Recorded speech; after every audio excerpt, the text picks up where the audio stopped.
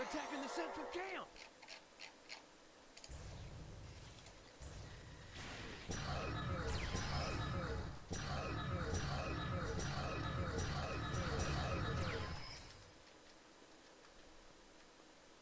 Romulans are attacking from the south.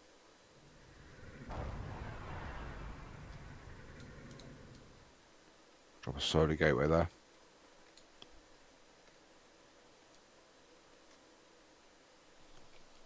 That's always looked Romulans are really attacking cool. from the south. How much damage does it actually do?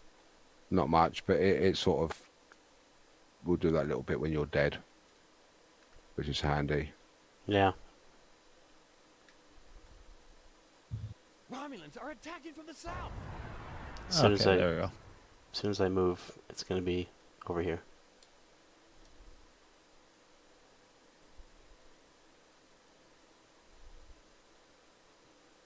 Romulans are attacking from the south. And Martin and Hippie got it over there. Cool.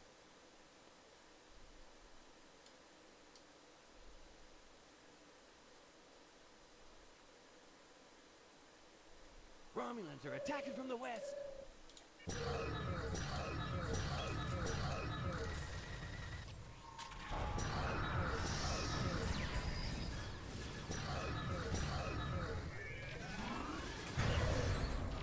My character is really not one to fire.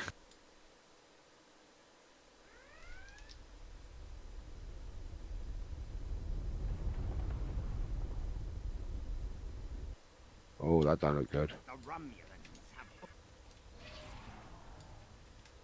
I've overrun what? Over there somewhere. Oh. Server not responding. There we go.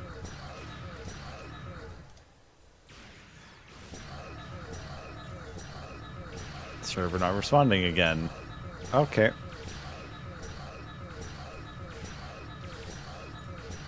Well, I think I'm about to get dropped out of this. You're leaving me to die, is what you're saying? I can't do anything. Yep, connection to server timed out. Please try again later.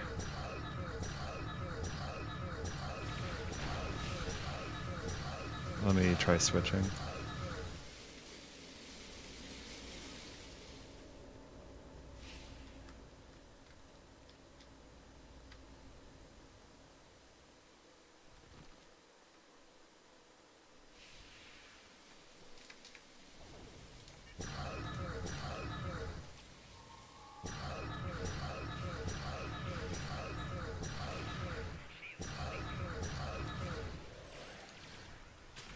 Okay.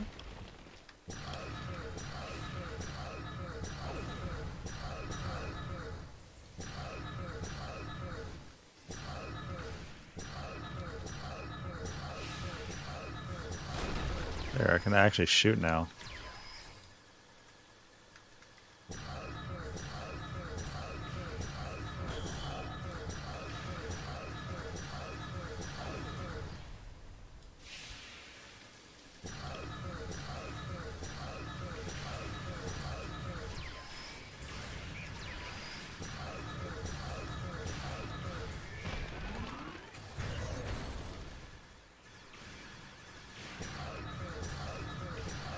Oh god.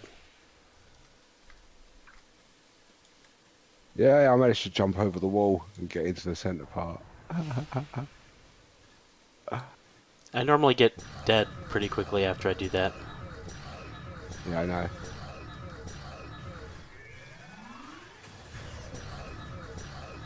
Yeah, done it again.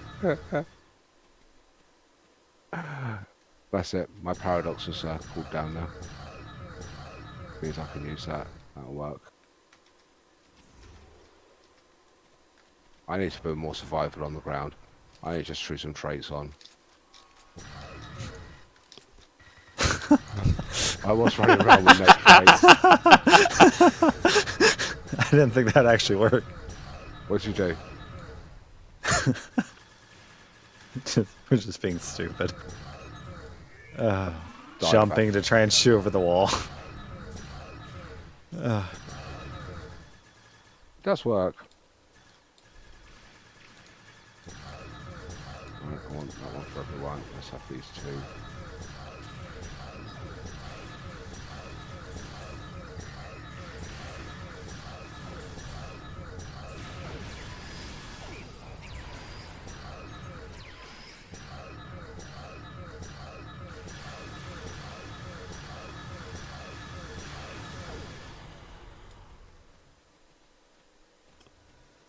Oh, this tune does have the Zenkethy gun thing. What are you doing then? Why aren't you using that? Oh, I don't have the 3-piece though. Feels bad.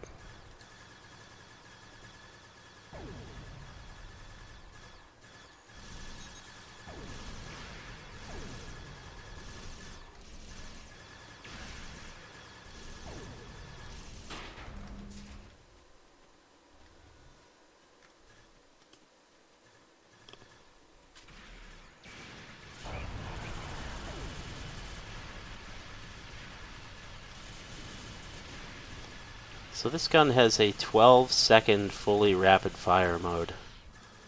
Nice. It is great.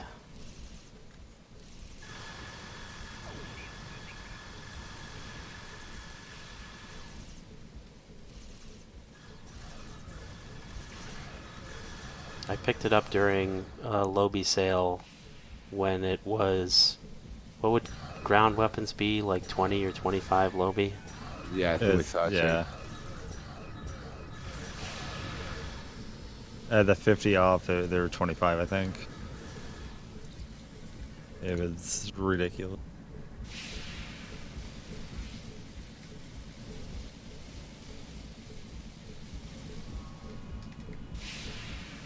Drill shot down. Which drill? This one. I'm assuming this one.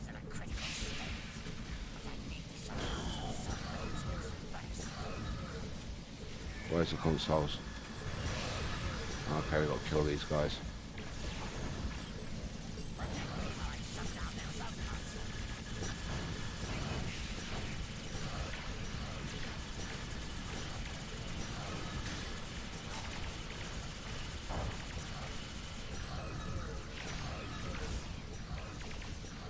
Ow.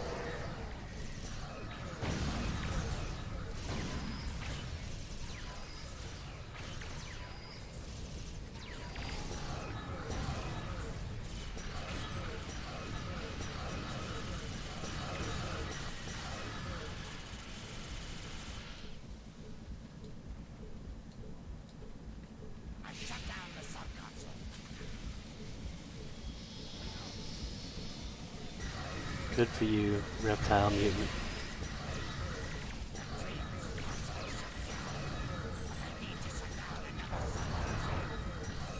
Oh no, I just can't trust the Gordon that's not in the pink.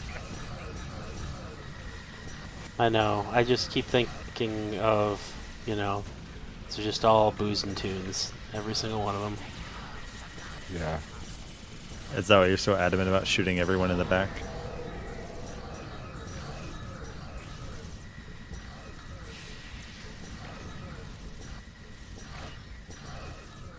You may be immune to weapons fire, but you're not immune to fire. Is that one of the ways to get around the knuckle shield? Is set light to them. Or freeze them. Hmm. Yeah, it gets around that immunity to all energy damage. I shut down the sub-console.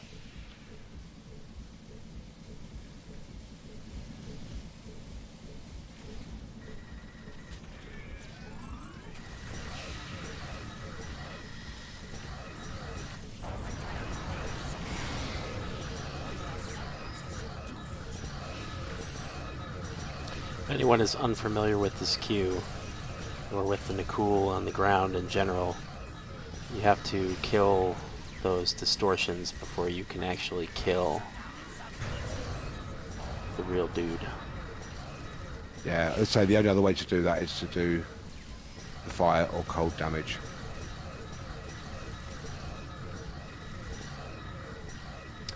Beaming up also works. Yeah. Also gets you That's more an of the independently. avoidance technique. Doesn't actually kill them, it just makes So it like, so that you like there, kill them. he was immune to my weapons fire, but I locked him down with a paradox bomb and then endothermic. Or do you know it's exothermic? Like he's immune as well, but oh, I need to heal. No, too late. I need to put that on a button so that I can heal faster.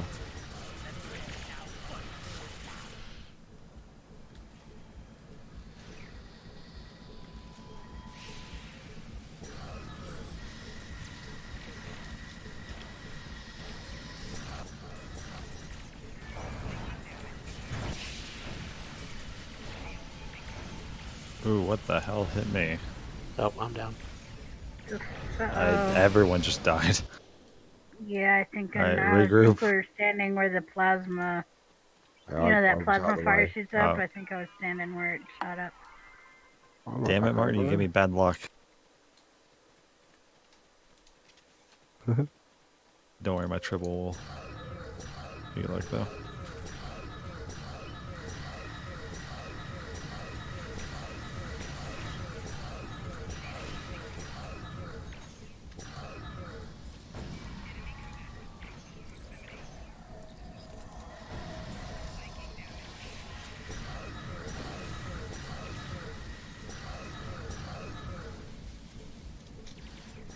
Realize how many injuries I have. They're not buffs, Kirby. Noob.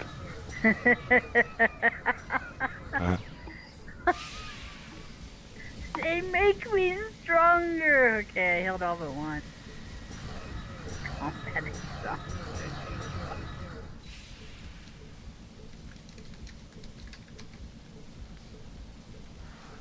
At least I got a VR out of that. Congratulations, Admiral. I Nice. gotta go heal. I got a uncommon. Rip. Nicely done.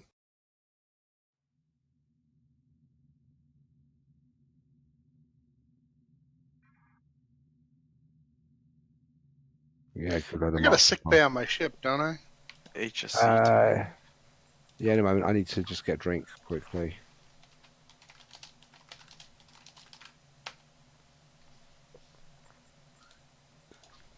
Oh, Karma typed into stream chat. I just saw that, and you know, if you have any loved ones that are out on the road, you should Pray. call them, tell them, you know, Yeah, look out not for to be doing that this anymore. Semi-truck. Alright, Captain Dragon is having some problems with the stream, so give me a second and I will send him a link.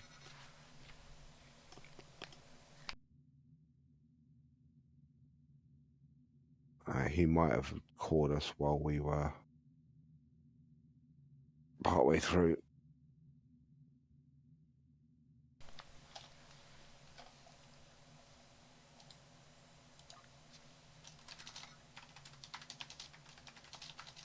Right, I'm going to get a drink. I will be back in a second.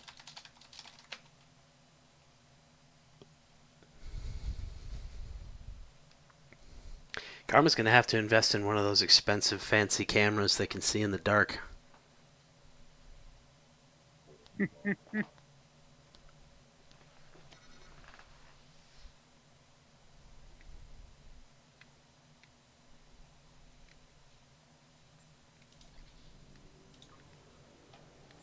All right, so we're gonna have Ed and Blett.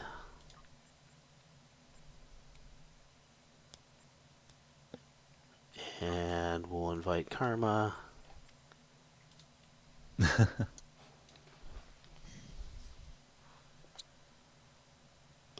Ah, he accepted it. What I was gonna do.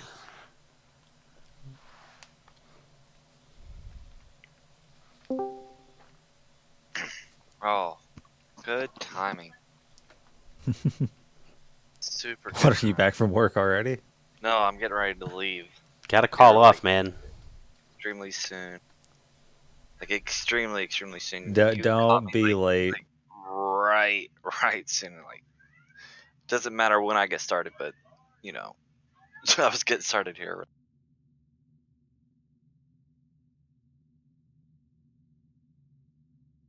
You see what Boozin said? Dude, 10K. Yeah, probably time to update that.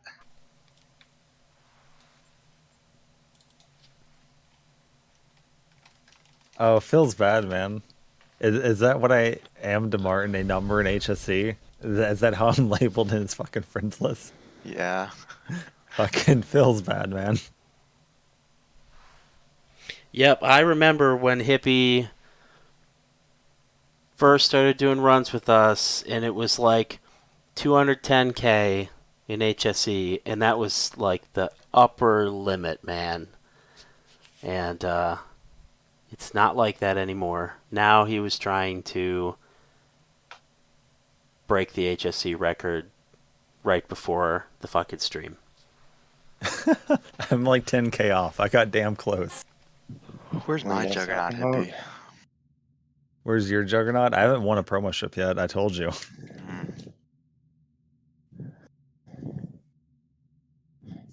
Hippie has a juggernaut. What the hell are you talking about? Yeah, where's mine though? Oh, you need to obtain Where's my one. 1.2 billion S? You never log into the game, man. I Yeah, log it's in kinda on every you. single day. I log in generally twice a day. Okay. I just There's don't no. And join voice what chat. do you do during that game? During that time? I queue up Admiralty and I refine dilithium. And And get do you reported. do anything else? Nope. And I get queue up reported fleet projects. I queue for up. that.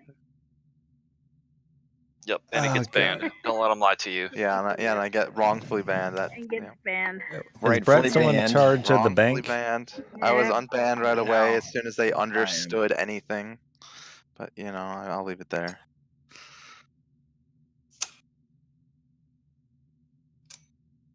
It just occurred to me that I can't take a knee for this because I'm streaming. Yep. It'll have to be Brett. We have to pick you up for the next one, dude, because Riker's got to go to bed and Karma's got to go reduce the surplus population. Why do I get the feeling that Karma feels like he's playing Carmageddon live? While he's Pretty accurate. That's Pretty accurate. a euphemism for a karma driving around murdering people in his 18-wheeler, then yes. You've never heard of the game Carmageddon? I would only imagine it has to do with karma murdering things. I think Okay. Ross's game dungeon covered it. Welcome back, and I Kinda. think that's the name of Karma's special YouTube channel for accidents, isn't it? No. Carmageddon is an old video game. I know. It's an old racing game. There's basically 3 ways to win each round. One is to actually do the race, run the laps, you know. One is to literally destroy all of your opponents via crashing into them, etc. And the third way is to basically hit as many pedestrians as you can. Martin. You gotta Yo. kill everyone on the map. I'm on a rapid fire skim right now. I can either stay on this, move to my jug, or I can tune over to my tank. You want me to tune to my tank? Okay. It's like you invited this too, and I hope you realize. Well, we can try without a tank. We did that earlier. What Did was not it go like? that well. No, alright. I mean, it went well, but It could be better. could be better. Could be better with the tank. Instead of someone gimping their juggernaut to run carrier wave. Yeah, and then that's just stealing DPS from everyone else. I've just been PM'd by KDF Rom 8 Captain Dragon. If you're watching the stream, I know you just messaged me about the stream. When we finish, I will have some time. If you want to jump on our Discord, just hopefully, Martin, have you got the links for Discord up there? If not, I'll drop it into the stream chat. You can jump on, you can catch us in there. You don't need a microphone, you can PM me in there. I'll show you the details. Fuck. Boozing past its bedtime. Nice. What's that? 5:30 in the afternoon. Yeah, something like that. No, it's really actually he should be around 8:30, but still. No, He's I up mean, late. let's be honest. It's whenever Price is Right is over. Yeah. Can you His blame favourite him? show, isn't it? He sits there going through loads of online catalogs just so he can get the price right. It's that and Antiques Roadshow. It's his favorite one. All right. I'm ready. Ready? Really? Should I be running Cold Hearted?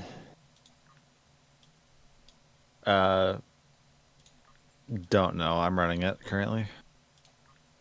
Who else in the group? Try running without it. Just try running without it. I'll run it, and because of the spacing, I can pretty much hit every target on both sides now, like All right. consistently. So you said ready, but you weren't actually ready because you had a question. Typical. I know. I'm a You need to- scumbag. You need to go strike a walrus. You need to get your mojo back. Yeah, definitely need to Here. attack a walrus.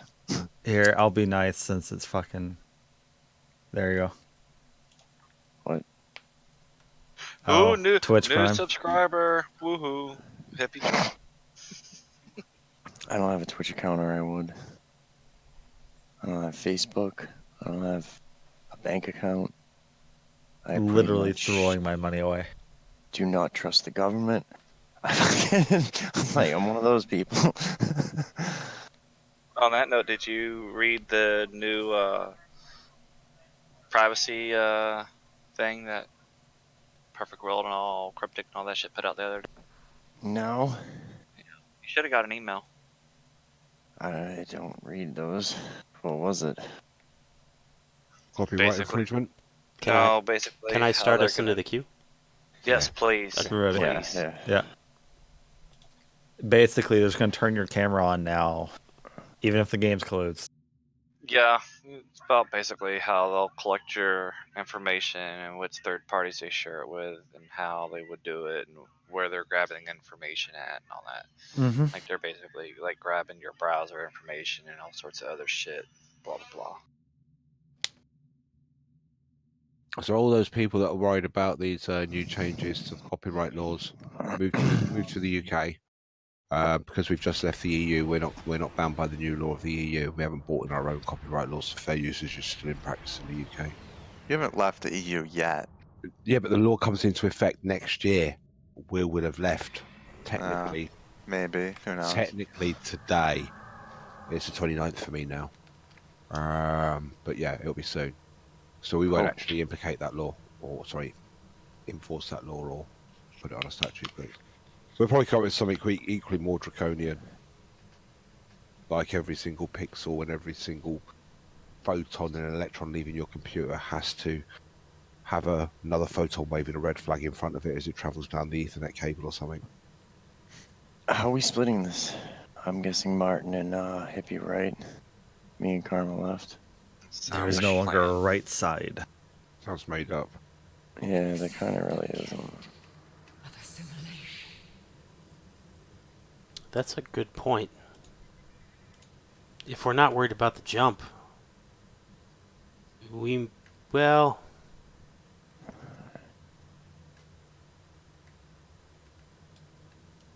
could do this run from the standard positioning, but You have to move a little bit more left to make sure you flank.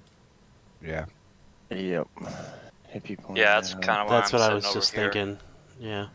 I just don't want to Then- get stuck behind that big block of metal over there. Is the only reason I positioned where I I know did. this ain't probably the best time to experiment, but do y'all want to actually kind of move over here to see what would happen? No. I have tried over at Hippie's Point where he is, and that really screwed up the run for everyone when the side was over there. Tonight. Yeah, I'm the tank though. So Yeah, I'm sort of better off in this position, round about what I would say is the going in from the number 3 to the number 5 cube.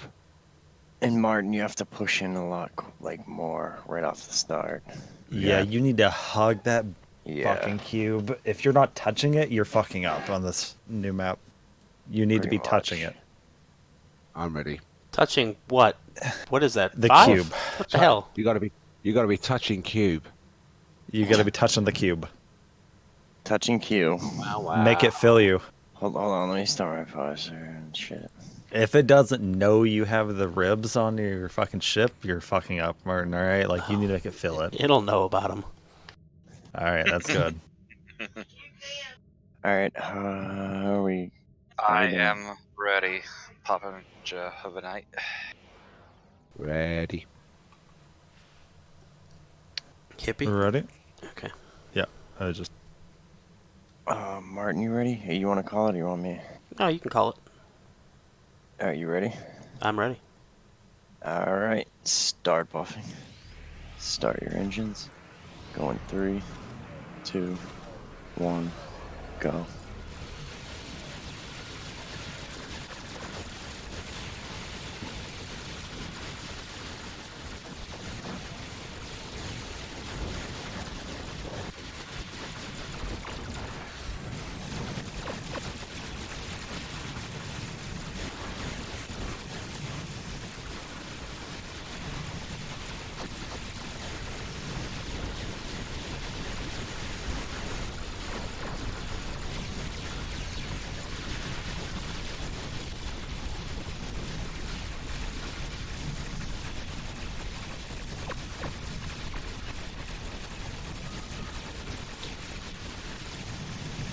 Hey, Riker, You know, you're breathing. yeah, if I stop breathing, I will die. I mean, it's up to you. Okay. Oh, there's a queue back behind. Okay. Oh, What cube? 2? Yeah. Yeah, too. Two. You Whoa! Awesome. Fuck. Whoa, Riker, damn, where the... Dude, I just lagged out. This is the shit I'm talking about, dude. I know, fucking It's hell. fucking driving me nuts, dude. I swear to God, if I could punch this game in the cunt, I fucking would. Fair enough. Damn it. Fucking sick of this shit.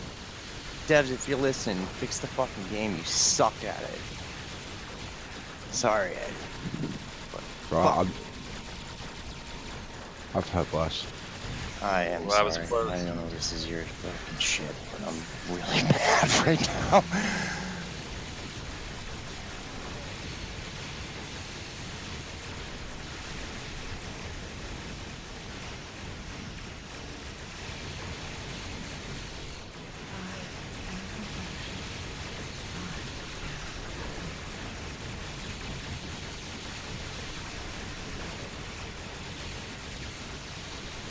Time to white out.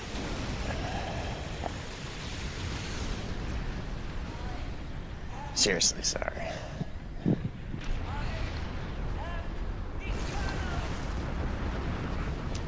So showing that one 380 so Martin, I can't see my password's too small.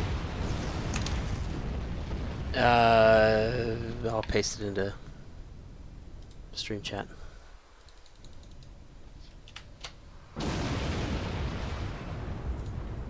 I was watching for the subnuke icon because I really wanted to see how this works, and I did not see it. Yeah, if we can quickly form, I got time for like one more, but we gotta like really kind of get in. Yeah, I'm Otherwise, down I to try think- one more. Okay, Yeah. go for it.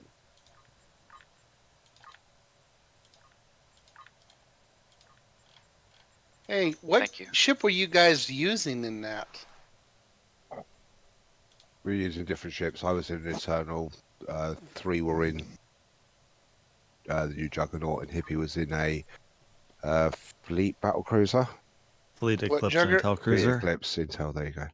What juggernaut was it? The last one. Vadwar Miracle Worker Juggernaut. Yeah. Most Okay. OP ship in the game. Depends on what you're doing, but yeah. Well, true. Yeah, that's the way it usually works. Captain Dragon, my DPSs at the start will spike up, will hold at over 1.2 million, but using Torps and Exotic, I do suffer a big drop off. So if the tax can get the cube down faster, my DPS is higher. And if we get the pickles down even quicker, then it's higher. It's the same for most sides that run Torp Exotic builds. They do suffer that big drop off. Tax get it as well from their great big alpha at the start. Go and have a look at some of the Hive passes at the SCM. Just download them and have a look at the charts. I'm good to go as well, by the way. Oh yeah, ready. Same. Yeah, I'll just give some feedback. I got my damage where I was running up there, 1.2 million for a while. And thank you for reforming quickly. I'm trying to be out of here by 9. All right, what's we called Draco? Yeah, Draco, we do hit hard. We've been doing this for a while. Temple operations proudly boast top of the DPS leagues in most of the maps. But we do it all for fun. We have fun while we're doing it. Apart from Riker. Yeah, I was just thinking, Riker didn't sound like he was having fun at all. No, I'm not today, nor have I been since. His punishment is our enjoyment. Yeah.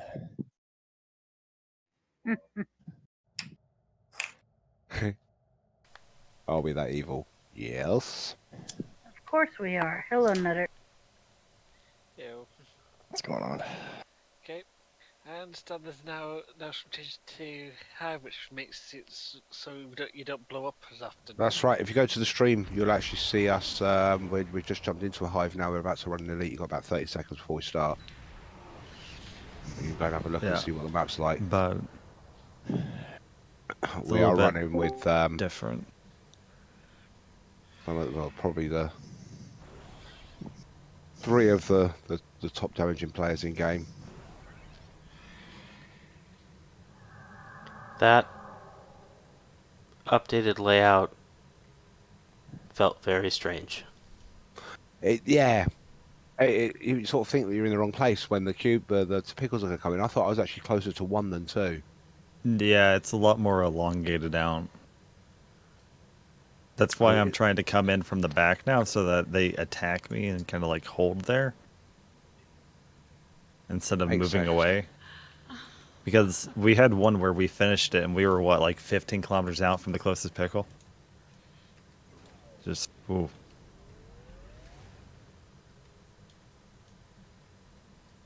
Did everybody like the floofy tongue dog? He's got a floofy tongue. I think I'm going to try to change my specializations after this for my tank. I think I'm going to swap over to pilot primary. For that wingman and shit like that, or what? The lone wolf and everything.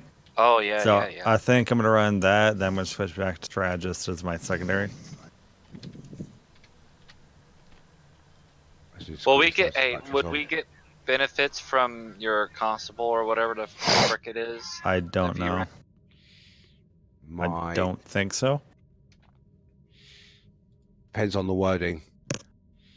Yeah. Karma, have you not serviced your cat again? I'm not gonna recognize him. How are we looking? Just kidding, bro. Don't take it for 1 sec. More batteries on. Good. So you're not gonna recognize Seda the cat? Me.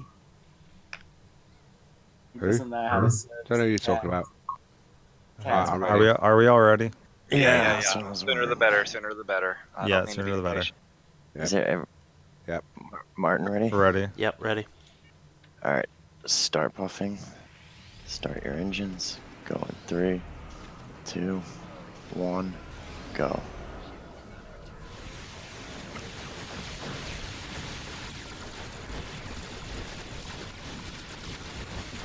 Ooh, big fucking lag spike. I'm not even Sorry. Yeah. Oh my gosh. That's why the ship's called the Exotic. Oh shit! Try to heal you guys. I just had a misfire on one of my abilities. Oh dear. I don't even know how I'm gonna bring this one back. I'm gonna like do this. It's gonna be like a 210 run at this. There's still a queue behind us. I'm gonna go back for it. Try to get it. Got it. All right. Cool. Thank you. Thanks, dude. It wasn't much health, but So this is gonna put us on 2. it'll put us closer to 2. Yeah. I'm kind of angling my ship for 2 anyway. I'm on 2. Back. That kind of helped. Turn. Yeah. That was my own fault that time. I accidentally used my proc.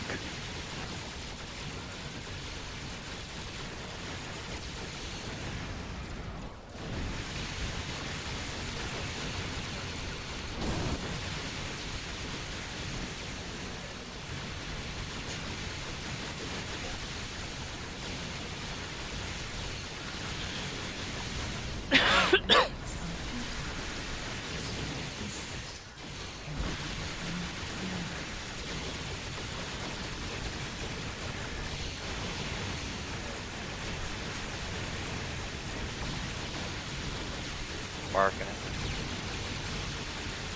Nice shield prop. Feedback's up. Yeah, that's gone. Feedback's Yeah. gone. Debuffed. That new slowdown is just so nice on feedback.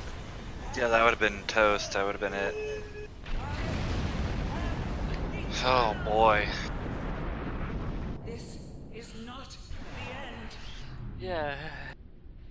It's, What we end it's up a lot with. better when you don't see, watching your friends just suddenly go pop, pop, pop, pop, before you realise the feedback's up. Oh, Yoaski's rating. Yup. Oh no! What we end up with. I had a pretty abysmal start. 245 for you. Yeah, I figured it was something low. Yeah, it was. Alright, guys, thank you so much for the runs. I No will problem. No problem. You're Mhm. welcome. see you tomorrow. Later, Yep, you dude. look. Have fun. Later, Is Karma. everyone- Take Is lots of everyone out of pictures. the map? Yeah. Yeah. Yeah. Alright. Low light camera fund. Later, guys. Catch you later, Karma. Later. Later, man. Better. All right. That was a much better run. I felt like it took a lot more aggro. 85. I can live with that. I haven't looked at the numbers yet for that run. Yeah, it feels weird, man. Does, doesn't it? Yeah. It's so much easier to tank now because even if you take like a large amount of damage, it's spread out over the course of the entire first phase now instead of the peak at the beginning.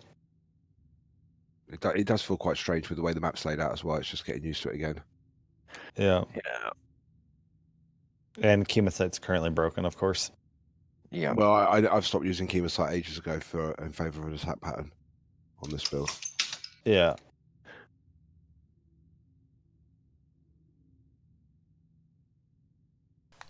All right, Ed. What do you want to do? Well, it's go through your stream, really, isn't it? Well, you're the one that's streaming, so it's go through your build. Well, we've only just been raided, so I think what we need to do is one more hive just to show people your ship in action, so they see it from your point of view, and then we go through the build and you can explain the loadout you've got and why you've got it like that, and the advantages. I mean, you can almost probably talk your way through the hive as well. I mean, with the new pace of Hive, yeah. Yeah, we've got a Just- 6-man group. Talk about the Oh, wait, who advantages, did I but not pick the up that was extra? disadvantages, Ed. What are we doing? Oh, we're doing more? Yeah, I think we're going to do one more so Martin can show his build on the stream in action, and then we're going to go through and Alright. actually show what the film is. Yeah, that happens sometimes. It does happen. That'll correct itself. In fact, it already has done so. Yay! I just saw Boozin's All right. name online, and I just invited him. Like you do automatically. Well, and there's a name that's on the list that's not traditionally on the list. I'm not That's gonna true. name any names, but I might highlight it. We're not going to mention Brett. That'd be a rude thing to do. What to mention? Never Brett? heard of him. Yeah. Yeah, no, like halfway through the okay. Hive, someone reported he'll get banned. Go down to 4 players. Why is Brett doing it? Yeah, see that everyone knows. Everyone knows these things. Yeah. So I what? don't think what I we- can see the we stream. gotta report him again? Sorry? Are we reporting him again? Or? Yeah, we might as well. Yeah, Might For as- running, might as for not well. running a jug and Hive, yeah. seems like the right thing to do. Man. Missy Time Lord says somewhat belated lol at Yawoski was saying good night to chat and was typing whoop icon raid and then his phone had a flip. But welcome anyway. Alright, I'm ready, Martin. Martin's in control of the stream tonight, so I'm going to shut up. Everybody else ready? Yeah, I'm ready. We're ready. Go for it. I'm going to try that same entrance again on left.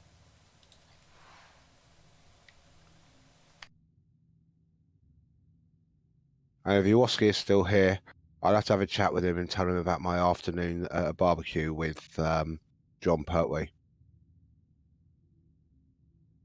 Because I know he's a bit of a Doctor Who fan.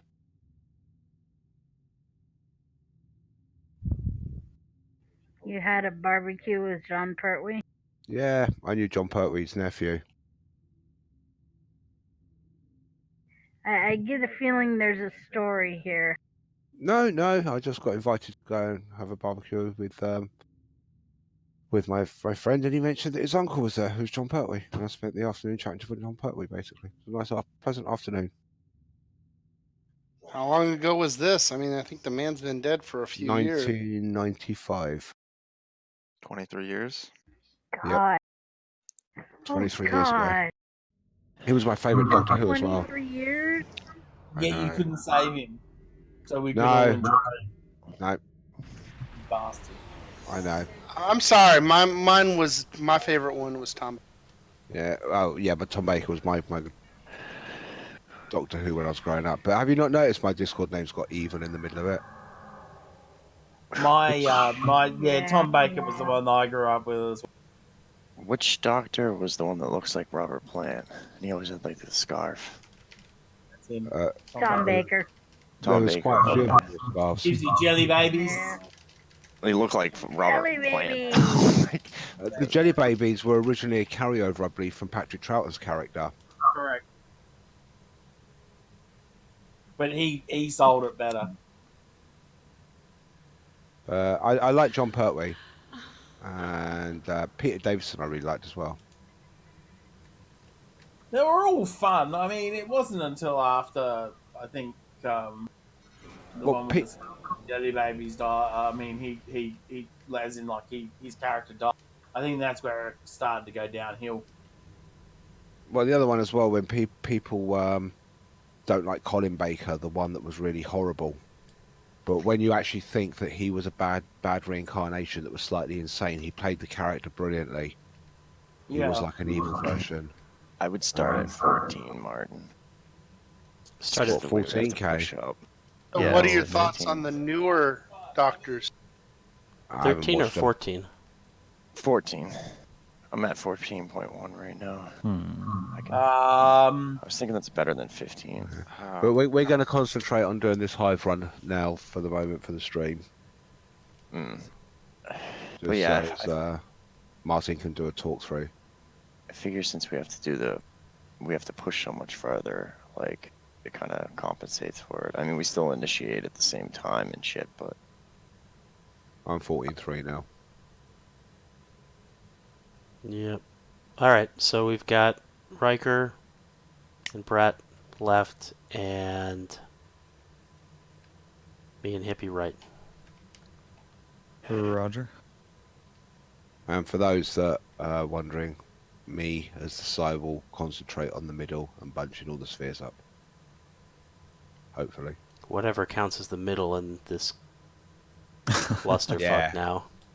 yeah. Middle, quote unquote. We all ready? Yeah. Yeah. Ed?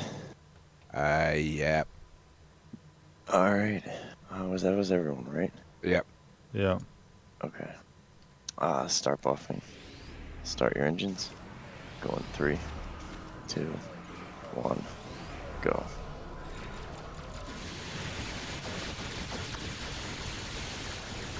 So much lag on that plasma storm launching out, which makes them guys happy because it's less lag for them. A bit late on my talk volley going out there. Holy shit. I'm lagging like a mofo. My abilities are misfiring. It's painful.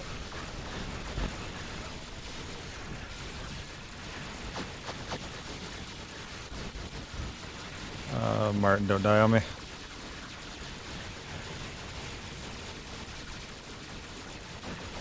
I don't see why you can't aggro the warp course. Yeah, aggro the warp I mean, course. I'm working on it. I'm trying to come up with a way.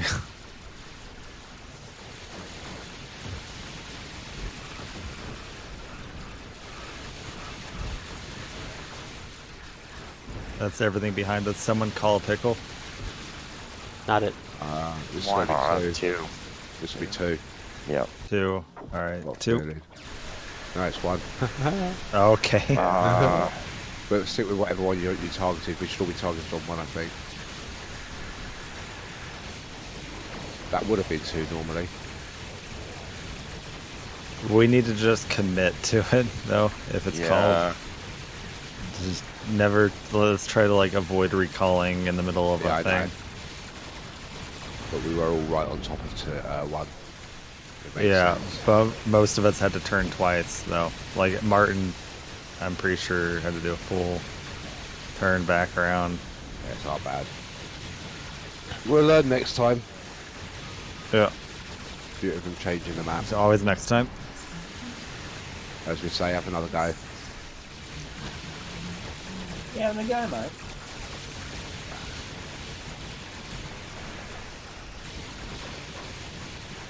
Fucking work, god damn it. Fuck.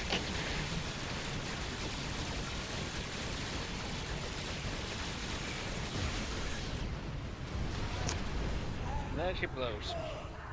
Yay. Finally. I didn't have go for the kill on.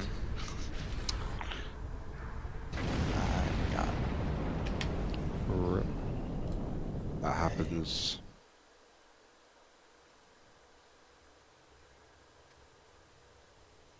So is this it? Well, yeah, I think we're going to go through Martin's build now as well. Alright, I'm gonna call it a night. I gotta be up at 6 a.m. No problem. We'll catch you later, Riker. Alright. Later. Guys. Those are the runs, dude. Yeah. Have a good night and thank you for those. Yeah. No problem. Thank you. So I think what we're going to do now is, rather than stay in the normal streaming channel, Martin and a few of the other guys that help out on the build will probably move down to the private channel just so as we can keep it nice and clean for people. If that's all right with everyone. It's fine I with. didn't realise we were in a streaming channel. Yeah, but we've got a private channel that's limited access. Unless Martin wants to stay here, we just ask for constructive criticism. That's all. Okay. Constructive Has there been criticism. unconstructive criticism? Yeah, non-constructive criticism would be like, your build sucks, dude. But it does. Get on my level. Yeah, your build sucks, but I don't really know why Yeah. your build Get sucks. good. Yeah, or go. What I mean by that is we're trying not to go off tangent with stories, so keep it to the build. Get good, yeah. Oh, sorry, that's like I what, said, when I came in, Zan I did not Access says. realise. I did not realise we were in the streaming channel. I didn't even notice that, so I didn't realise you were streaming when I came in. So I apologize that I brought it off topic. That's quite alright. Don't do it again. There was this time that Sate found a koala in his house. Just so everybody that's watching knows that. That's But a what very he real doesn't thing. want- What he doesn't want anyone to know was it was actually someone he picked up at a furry convention, but shh, she was a midget. Don't tell anyone. I won't tell you where I got that dog's fluffy tongue right now. Yeah, is that an actual tongue or is that a toy? It looks Yeah. to me That's like his a tongue. toy in that He's picture. licking the camera. But that's You're what the tongues look kidding. like. Yes. But anyway, let's move on away from the dogs with their hairy tongues to Martin's build. So Martin. Okay. So I just dropped a link to the build into chat. So for those that don't care to listen to me explain it, it's there for your review. I will say that this work is in large part derivative of work that other people have put in as far as research and testing, and the biggest contributor being Tenor, of course, who's one of the fleet leaders of temporal operations. And I've enjoyed working with this group, and a lot of that group is still here, and they're in this channel right now, and that's good because they actually know a lot more about the underlying mechanics than I do. I was telling them the other night when Ed asked me to do this that I basically just drive the bus. So that said, I can tell you about the bus. And this is the Vodwar Miracle Worker Juggernaut. It is a ship that you can get. It's available on all factions. It's available from promo packs traditionally, and typically those are the R&D promo packs. I think the R&D event is still going right now, so if you want to try your hand at it, you can pick them up here. The drop rate has been pretty abysmal lately. It's one of the things that makes these ships so expensive. They sell for anywhere between 1 to normally 1.1 or so billion EC on the exchange. They're not account unlocked. They are something that you only have on the tune that you open up the box on. This is it's a strong ship. I think the majority of at least the HSE top parses are in the Juggernaut now. And a few reasons for that are this is a 5-3 ship, and when we say that, it's got 5 weapons in the front and 3 in the back. And it can equip dual cannons. These are they do significantly more damage per weapon cycle than a single cannon. Single cannons can be equipped on any ship. Dual cannons are limited on what they can be equipped on. We also have not only 5 tactical consoles, but a 6th universal slot. And in my build, I have another tactical console in this slot. Did not realize as we were doing those runs with a tank that I still had 2 colony consoles, but whatever, rip. And the bridge officer seating is also really strong. The only big drawback that I could think of is if you want to run a full aux to bat setup, you're limited to emergency power to weapons 1. This ship has the Juggernaut array ability, and I can't fire it right now because I don't have anything to target, but it shoots a cone of Polaron AoE damage out in front of the ship, and it also significantly pushes back most movable enemies.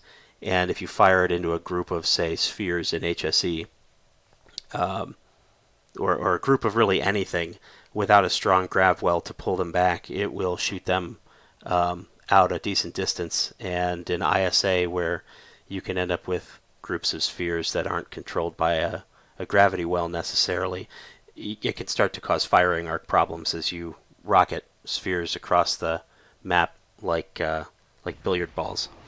The trait that comes along with this guy is called Weapon Emitter Overdrive.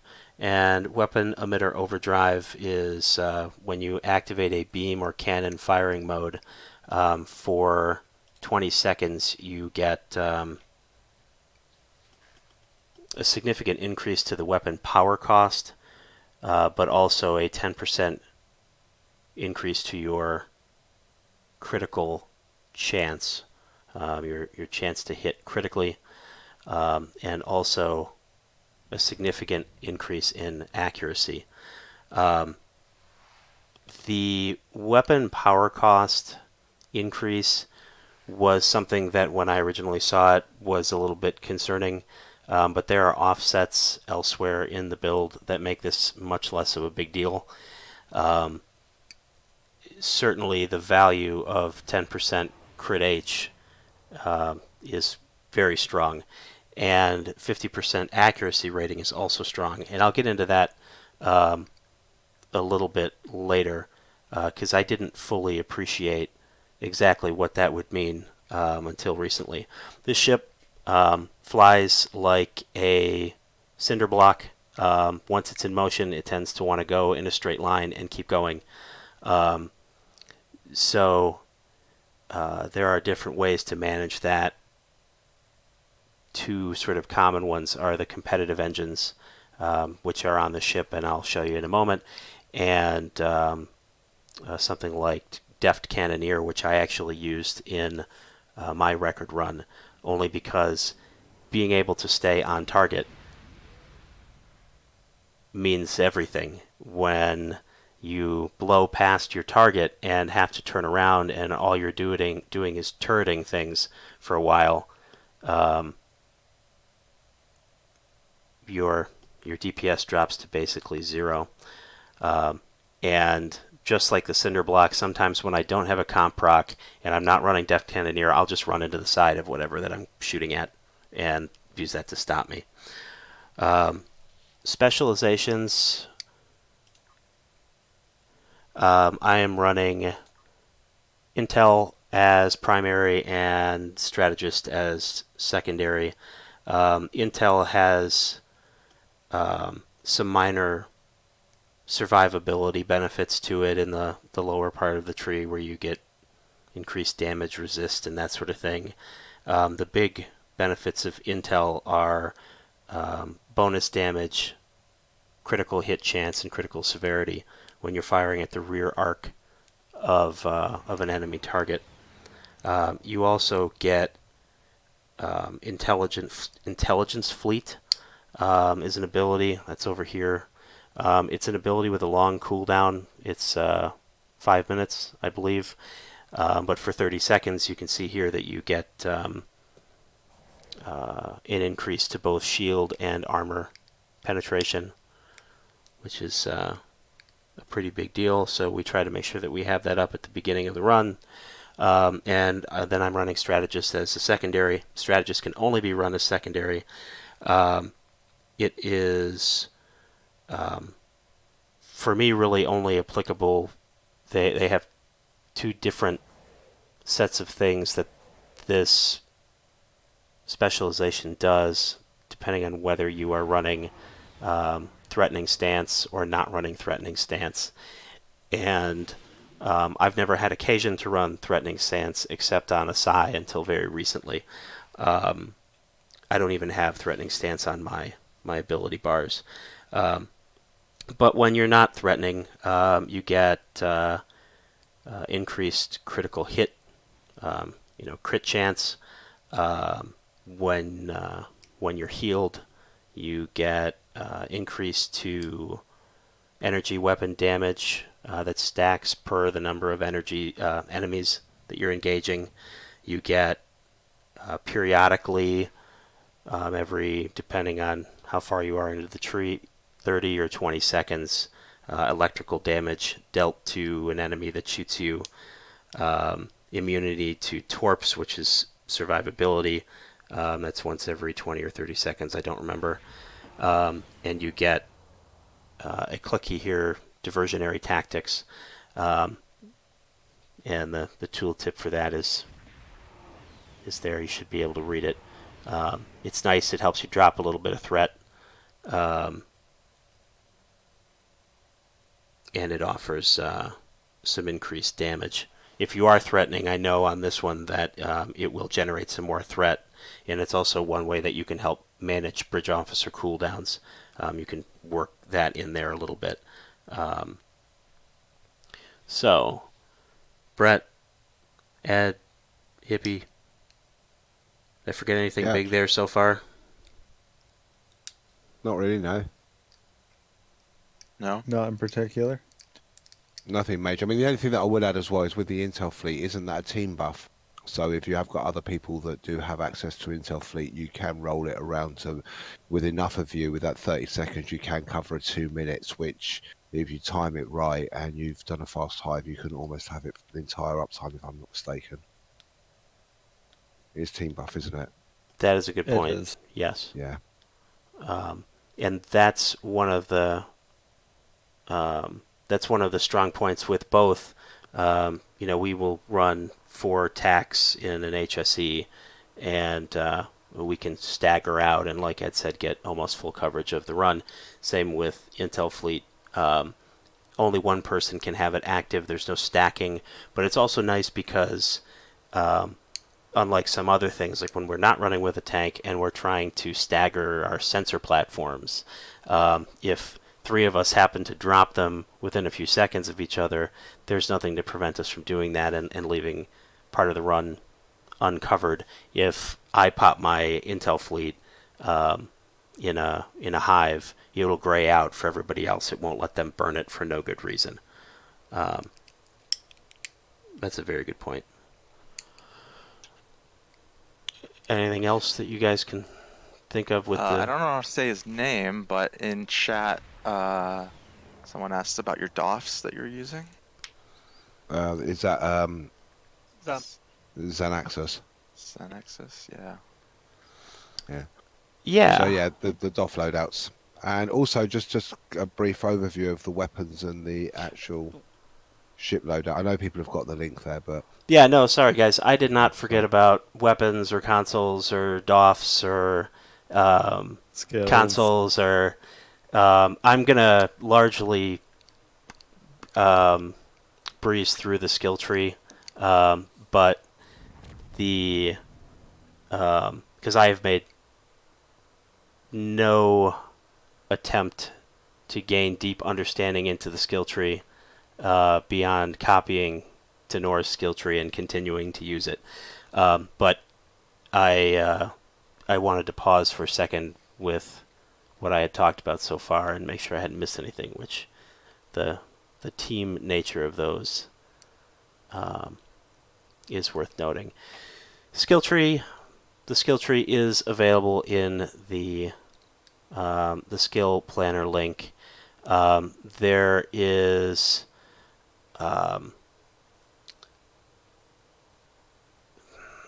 this is, I guess, what you would call a TAC alt skill tree. It gets me down into these extra abilities that I can unlock at the end of the TAC portion of the tree. Some you'll see will only unlock 2 of the 3. If you have to skip one, normally Frenzied Reactions is the one to skip. Frenzied Assault and Team Frenzy are both excellent.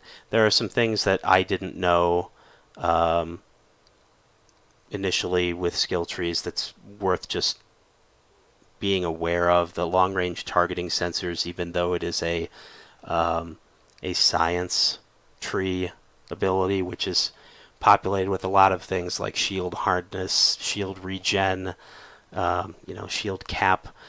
The long-range targeting sensors is maxed out because that plays a large part in the the drop-off in damage that energy weapons are subject to as distance from the target increases, and it's substantial. And we know that it's substantial, not just in part because of what the tooltip says, but because for the longest time the long-range targeting sensor's DOF buff mission was broken, and essentially eliminated the distance penalty, and the gains that we would see without the distance penalty were significant. It was, what, guys, like 20-25%? More in some cases. We were seeing players that were a 100k player being able to do to 170, 180k difference. So it depends on who actually had the mission. I know in some instances with Riker it was nearly 100k on certain maps. It was ridiculous, and it's good they fixed it. Yeah, I wish that I would have. I was going to say the best example I had was on my Psi season 12 with that mission running with it's basic Starship Pilot basic Starship Pilot training exercises. That'll give you the buff mission, and it was meant to give you a plus 0.25 skill or something on that, but it was doing 100 times more and giving you like a 25 times bonus or something stupid. They had the decimal point in the wrong place. And the Psi was doing, I think he got 280k on a beam build in a destroyer using non-science abilities, but without that buff, running the exact same build was 120k. So it was stupid the way it could actually boost characters. But anyway, carry on. Go off tangent.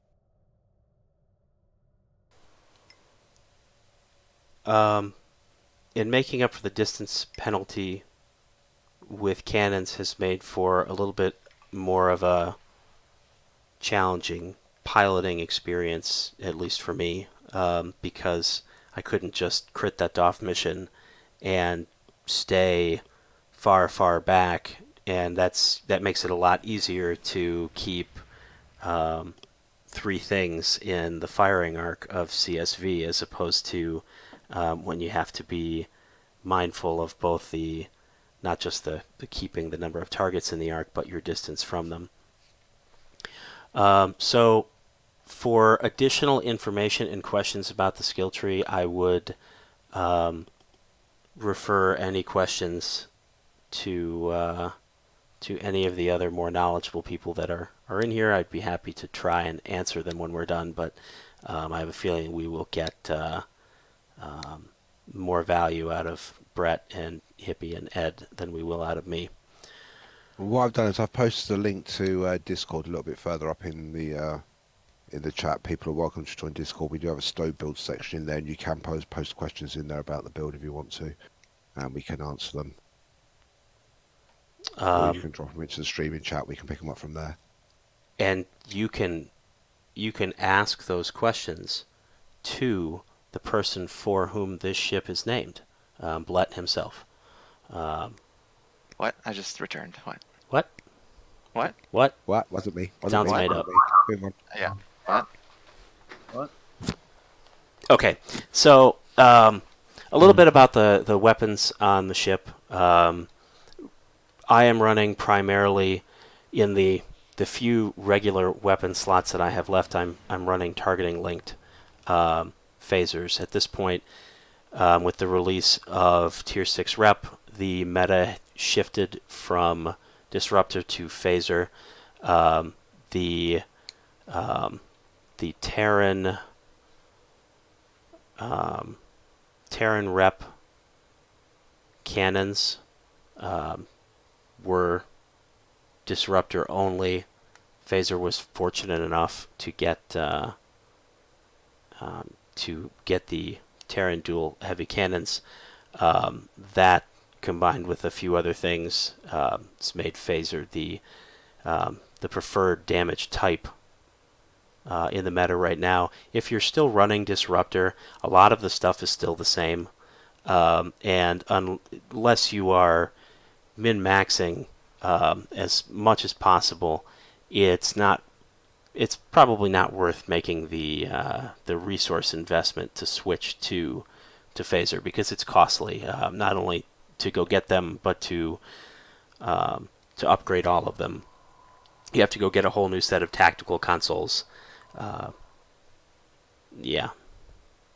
But the targeting linked weapons have a boost to accuracy and a boost to tactical readiness, and the boost to accuracy helps to contribute to accuracy overflow, which I'll touch on in a little bit, and the boost to tactical readiness helps to close the gap a little bit on what with Withering Barrage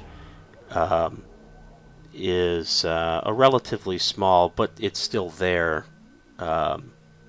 gap between the end of Withering Barrage, or the end of your cannon scatter volley, and the next one that you can bring up.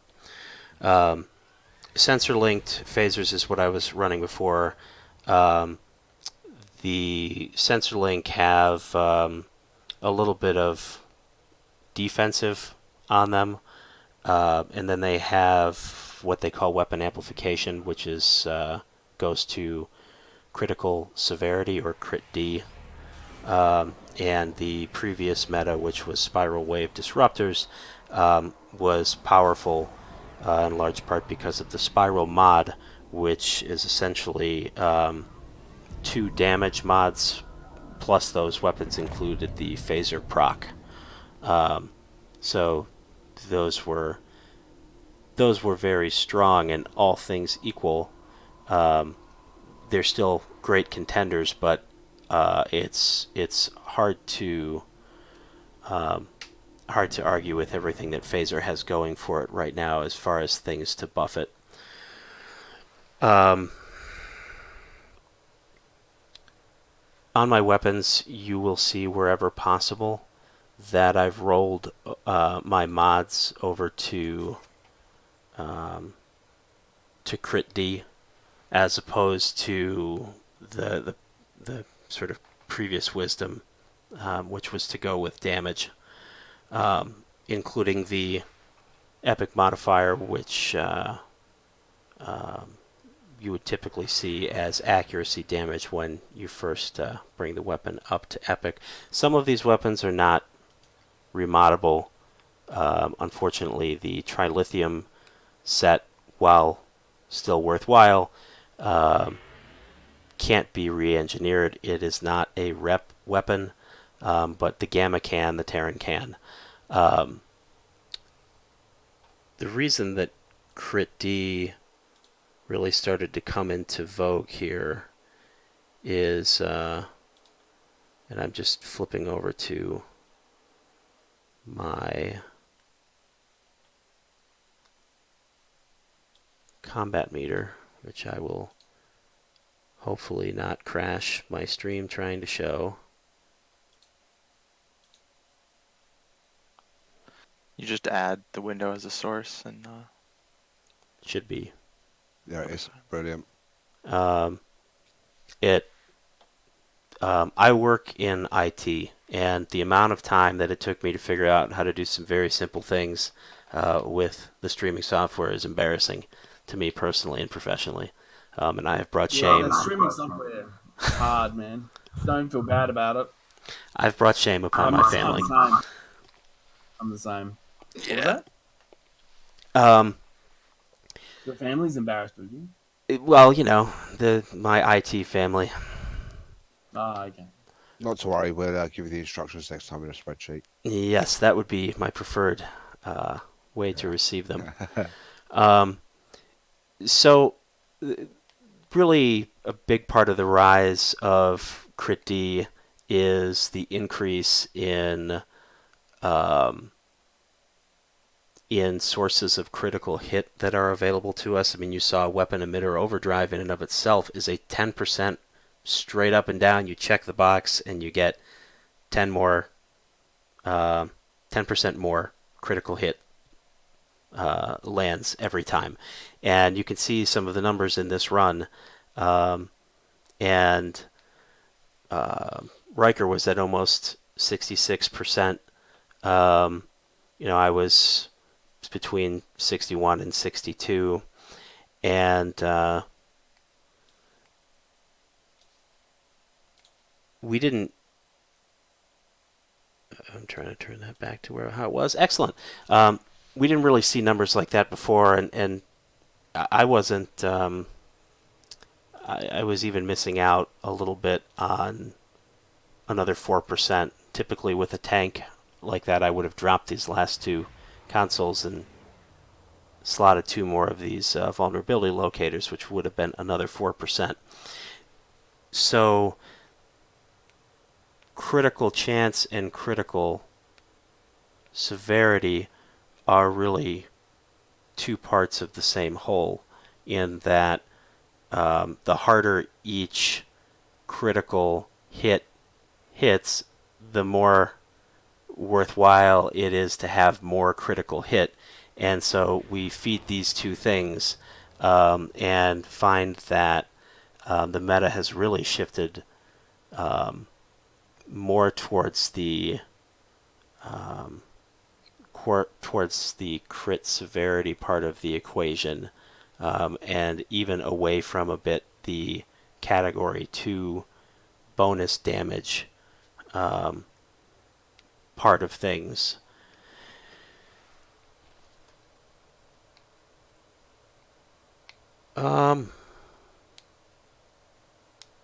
Before I move on from weapons and crit D versus damage and how that factors in with crit hit and all that, anything you guys want to add to that? I'm going to touch on like what I've got going on down here with the rep turrets and all that, and but am I forgetting anything? Nope. Why do you use those batteries that you have on your devices? Yeah, because you've got the 2 different types. You've got targeting locked and energy amplifier. Yes. Or preferential targeting, whatever it is, or targeting locked. Targeting lock and energy amplifier. So the energy amplifier batteries, when you hit one of those, you get 20% bonus damage to energy damage for 20 seconds. And the bonus damage is what we consider to be Cat 2 damage, and for point, it is significantly stronger than Cat 1 damage. And to show you an example of how those 2 things differ in tooltips, if I hover over the energy amplifier battery, you can see where it says 20% bonus energy weapon damage. If I hover over my quantum phase converter, you'll see where it says 26.3% phaser damage, but not bonus phaser damage. Those 2 things come in at different parts of the damage calculation equation, and the positioning in that equation of the category 2 damage makes it much stronger. I have 2 of these because the cooldown on a battery is, what is it, Brett? 30 seconds. 30. 30, yeah. You can reduce it with DOFs. And I can, when one battery ends, there's a time period there where I can activate another battery. The other battery that I'm using is targeting lock, and that is another boost to accuracy, which again I'll get into in a little bit. Jojo Liver said, have you considered using a photonic officer and a half off the bat since you're not using cold-hearted? We've tried that one, haven't we? Some guys have tried using that. I have not personally. I haven't tried it. Yeah, I think Karma was playing around with it, and so was Riker at one point. I'm not sure. I'd have to check on that. I'll find out, and I'll drop a note into the streaming channel on Discord. I think I was messing around with it as well. You were as well. How did it perform? Was it all right or? If you can get it working in sequence, you have to time your abilities correct. You can run photonic with the help of attrition and the half bat and get it working relatively well. Like, you can close your gaps pretty much consistently, but it's too much like micromanaging for me to like really consider in the middle of a Hive run. If I'm trying to like really push the numbers, I might do it, but at the same time, I'm really not sure what other abilities I would swap out other than having like energy weapons 3. That'd be about the only improvement, really. Yeah, Ox to Bat does have some elegance in its simplicity. And before I touch on cooldown management, let me add to batteries. There is a node along the skill tree here, battery expertise, that increases the duration of your battery effects. That is significant when you are choosing between those two things. The right answer is almost always battery expertise. To increase by 100% the duration of a 20% Cat 2 bonus to all of your energy weapon damage is not something to take lightly, to pass up lightly. Yeah, and that goes even if you are planning on flying carriers with lots of pets and you do have that hangars option, still go for the batteries. Yeah, 10% hanger pet health is not really, is not significant when you, especially when you weigh it against the opportunity cost of not doing the battery expertise. For some of the other equipment on the ship, we have the colony deflector. The colony deflector is really strong based on the percentage of your hull at any given time. I'm sitting here, I've got 100% hull. That is true or very close to true a lot of the time in most content. HSE with a tank, it is very often true, and you can see there I get at the very bottom of that list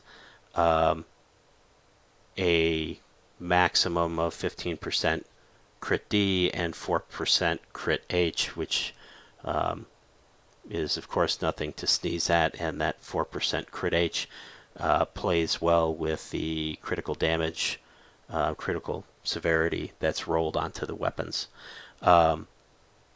This is available from the fleet colony world.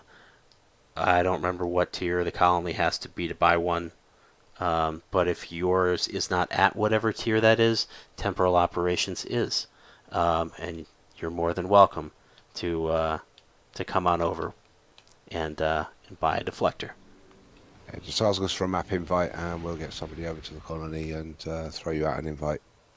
Yeah, And it's if you tier want, 3 renewable, by the way. Okay. yeah, I was going to say it was tier 3. And also, if you need anything else for any other holdings that you don't have access to due to your fleet level, temporal operations is all right across the board on the Fed side. Cool. So,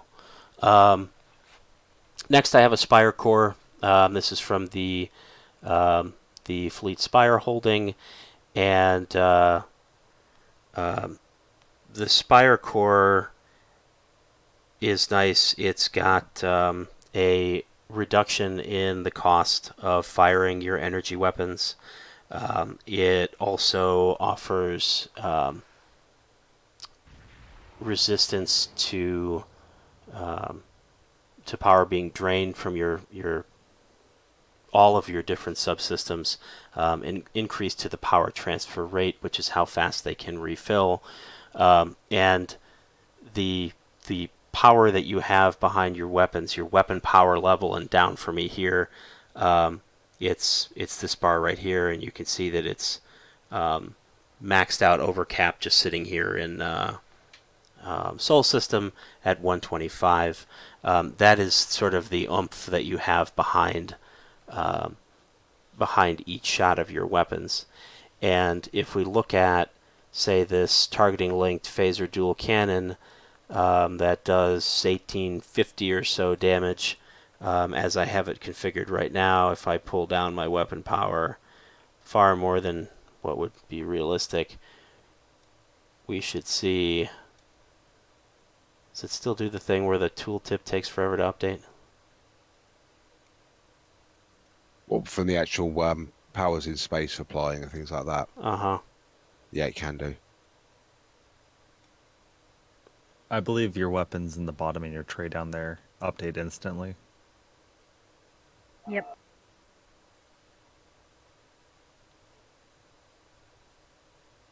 I'll be right back. Do the tooltips of the actual weapons in the slots not update at all? They're meant to. Bit hit and miss.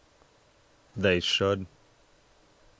So Let that me was try mine real quick. 2061, and I dialed it up, and okay, we could see it come up there. So 2768 at maximum weapon power, and if I pull it down,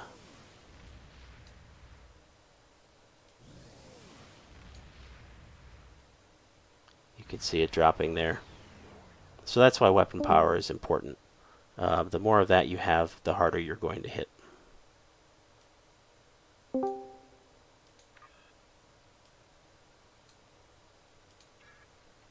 That's the kind of thing that I'll forget to fix. Our Spire Core here also has an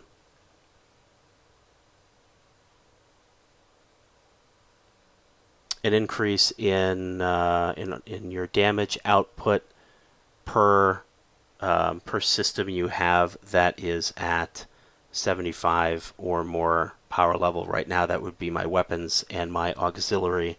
When I dump my auxiliary, we will see that zeroes out, but instead of 2 systems that have that requisite power level, I'm now at 3. This is another example of the benefit of running aux to bat, which takes your auxiliary power and dumps it to your other subsystems. So it adds some maneuverability, it adds some survivability in your shields, and it keeps your weapon power up.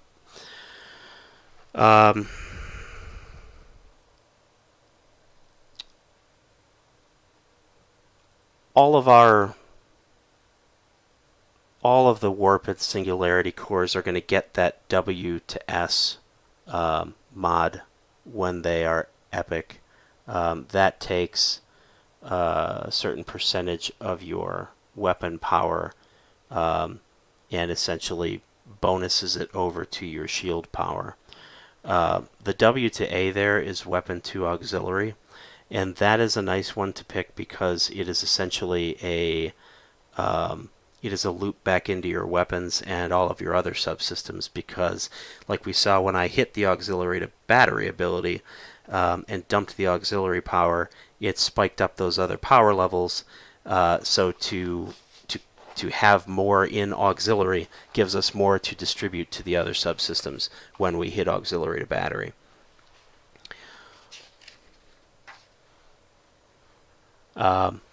Competitive engine and shields. These are from the competitive rep.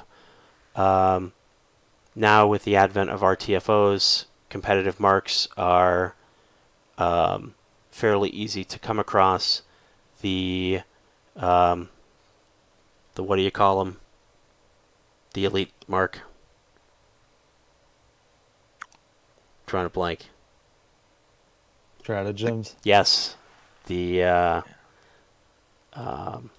stratagems that you get from the competitive rep are more painful because the competitive queues rarely pop anymore. So your best bet for getting that gear is oftentimes to, if you are in the DPS ground channels,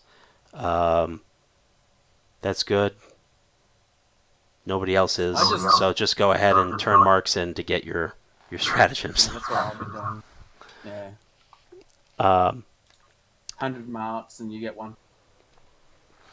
20-hour cooldown. Competitive engine and shield. The two-piece set of this. That's the engine. That's the shield.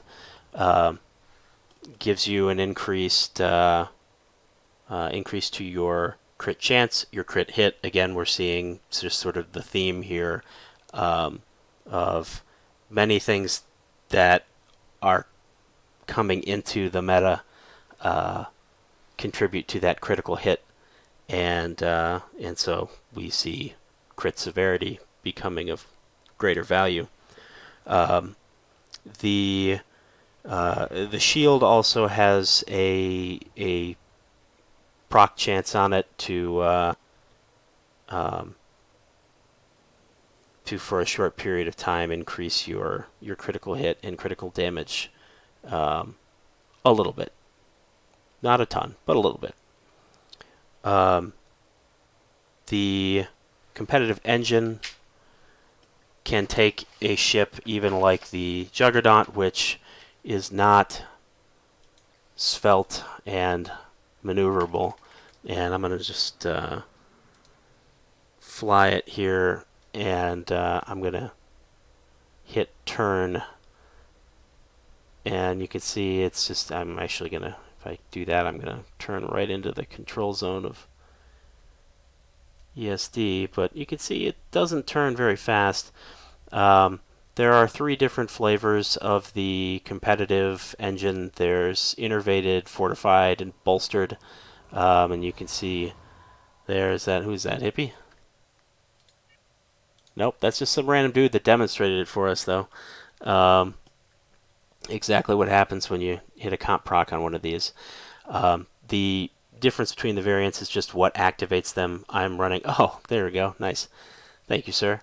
That was Xanaxis tearing past me there.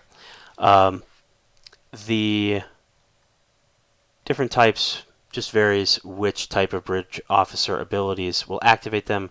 I am running the innervated variety, which are activated by tactical abilities, and so what you'll see here is if I hit beam overload, you can see how my turn rate and speed significantly increase. And as soon as the comp proc ends, you can kind of see it lazily slow down and turn back into that very expensive cinder block.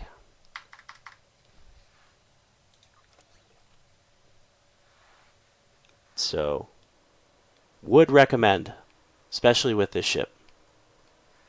In my aft weapons here, I have the Trilithium 2-piece. Trilithium 2-piece, unfortunately, the weapon mods on this suck. The damage is okay, the accuracy damage is okay, but not optimal. In an ideal world, we would do the crit D damage there. It's the critical hit that really sucks, and the reason for that is there are better places to get your critical hit than from your weapons, where you can get the significant amount of critical damage to use with your critical hit. You know, you can see other sources starting to emerge of critical hit on this build as we talk about it already in just the colony deflector and in the specializations and the 2-piece from the competitive rep and in some other places that we'll talk about. But Trilithium's got going for it. It's easy to get. It's cheap. It's from Beyond the Nexus, which is in the New Frontier story arc. It has a proc on the turret itself for increased weapon firing cycle haste.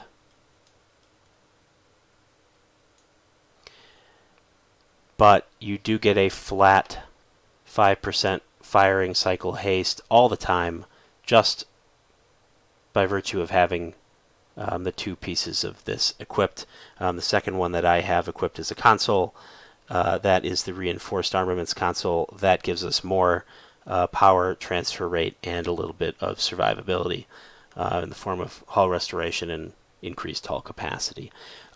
Flight speed bonus, always nice. I don't generally shoot for it, but when I see it, especially when I'm flying the Juggernaut, I'm glad to see it there. Anything that helps get me either turned to target or to my target faster is going to be an increase in damage.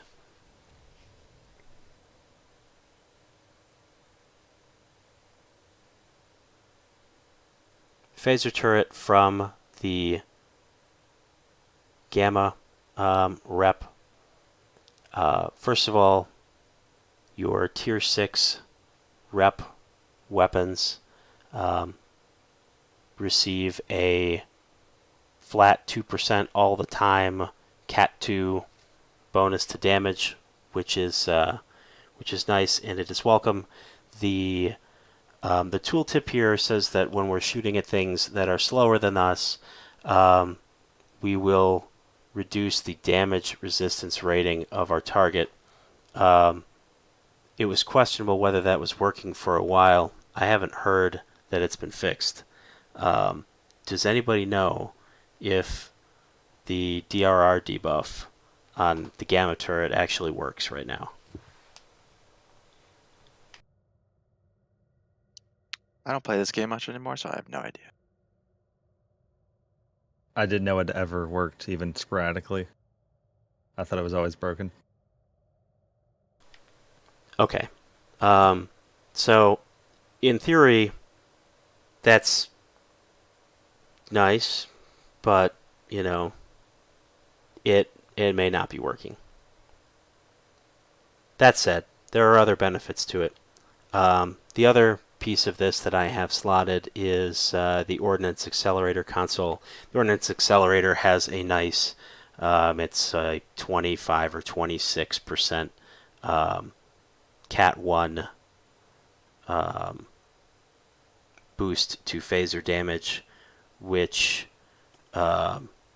is approaching a tactical console, which is nice to see. The two-piece also adds an additional 10% Cat 1 damage to your phasers. It also does Polaron and one other one that I don't remember. I'm guessing Chronoton, because that's what the projectile is. So that kind of covers weapons. Something that I didn't know when I first started really sort of playing for DPS and just would have liked to have known, and I don't know how big of a deal this makes, but it's good to know. I have these laid out in the order in which I want them to fire, and the reason that the order matters to me is because whatever fires first is getting the maximum benefit of overcapped power.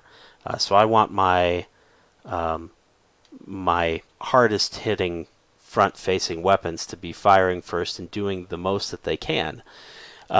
And what actually controls the order in which these things fire when you hit the fire all weapons button is the order in which you've turned on the auto fire, the weapons in the tray.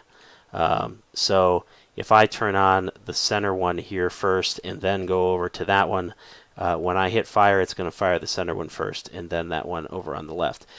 So I've got them slotted up there in the order that I want them to fire so that it's easy for me to just tap along here and turn them back on. Temporal Negotiator is from the Delta recruiting event. If you do not have a Delta tune, you are SOL until and when the next time that happens. but it reduces your bridge officer recharge time by 50%, and I use it as part of my opening spike sequence because I burn basically all of my cooldowns on my initial opening spike, and by resetting those cooldowns, it gives me some of those things back faster.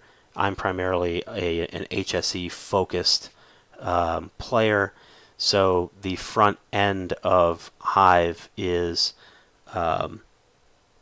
more conducive to doing significant amounts of damage because it's a multi-target environment. We'll talk about why that is in a minute. Sorry to interrupt you, Martin. I'm just going to drop down to one of the other channels because one of the guys from the stream wanted to have a chat. Sounds good. I'm boring Ed. So No. It was some questions that a guy had at the start of the stream, so we're going to chat about them. I'll be back in a bit.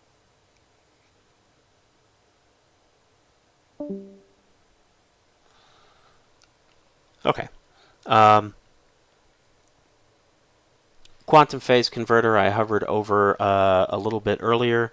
Quantum phase converter has a nice boost to category 1 phaser damage. It gives me auxiliary power that I can dump to my other subsystems. This is what I have in this slot because I don't have Domino.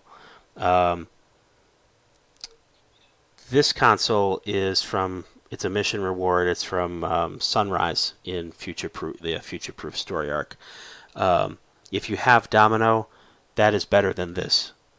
If you have Domino, don't use this. Domino is from the 8th anniversary event. If you don't have Domino right now, you cannot get it. Domino has a slightly lesser Cat 1 damage boost, but it includes a passive boost to accuracy. And it also has a clicky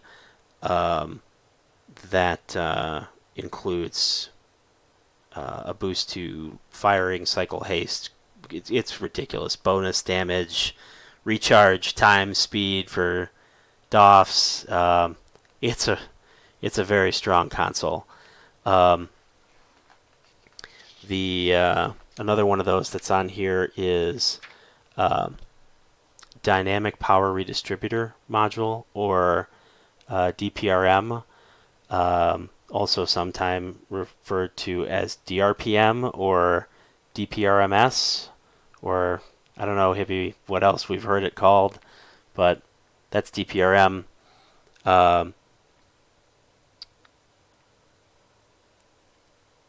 DPRM is fairly easy to get if you are Romulan or KDF. Then you just buy it from a box, or you buy a box off the exchange, and life is good. If you are on the Fed side, you're screwed. It is from a lockbox ship, and you have to buy the ship to get the console. It has a Cat 1 boost to all directed energy damage, which would be beams or cannons, and also a bonus to your damage resistance, which is nice. When you click on it, you start 20 seconds of an additional 100 bonus damage resistance, 500% hull regeneration, and while you're above 80% hull, which will generally, if you are not, will happen pretty quickly after you click on the DPRM console, you get 40% Cat 2 bonus damage. That is huge, and standing alone, even without the set bonus, it is one of the strongest and most desirable consoles in the game. Stacked with its with another console from the set, it includes a 33% Category 1 damage boost to phaser, disruptor, and plasma damage. So this is one of those nice things that phaser and disruptor both have going for them, is that two-piece set bonus. I've slotted as its companion console. There are others out there, but I slotted the Point Defense Bombardment Warhead because it is a DPS console. It's got some critical chance as its passive, and its clicky launches a warhead that, you know, if it shows up on a parse for you, that'll be great. But it's really slow moving, and it doesn't make it where you shoot it very often before whatever you're shooting at is dead. I will normally fire it into the center of the initial cluster of spheres in Hive, and it's generally back up by the end of the run, and not always anymore, but I would fire it into one of the pickles or the queen. Something long-lived. The spheres, because as it travels on its way there, it does damage to the things that it passes by in transit. This one is another one where straight fed characters get screwed. For you guys, it's off of the NX Escort refit, which is a Lobby ship. For Romulans and KDF, it's still Lobby, but it's a Lobby box. It's half the Lobby cost than, as compared to the full-blown ship, and you can pick the box up on the exchange. It's fairly reasonable.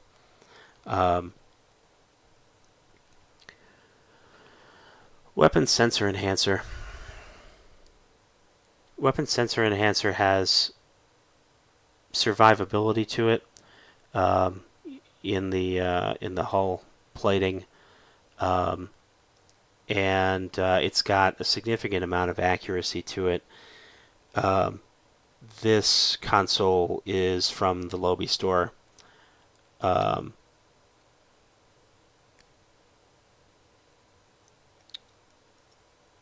And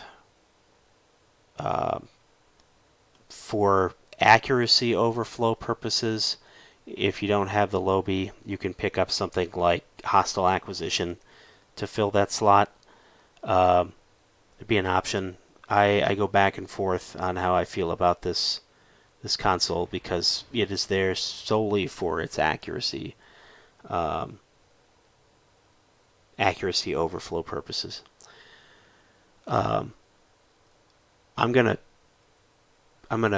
move away from the consoles for a moment to talk about the accuracy overflow part of this. I will talk about the tactical consoles down at the bottom in a moment, but I want to hit accuracy overflow for a minute. Before I do that, on any of these things that I've talked about so far, Brett, Hippie, are you guys anything that you guys want to add?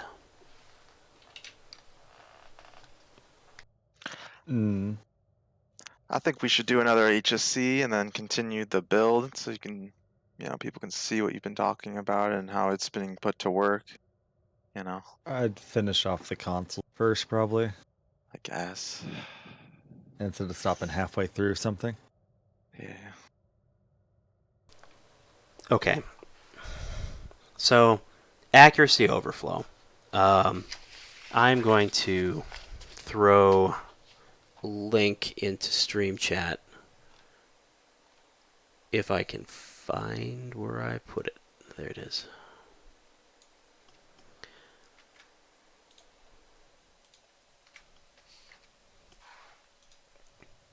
Okay.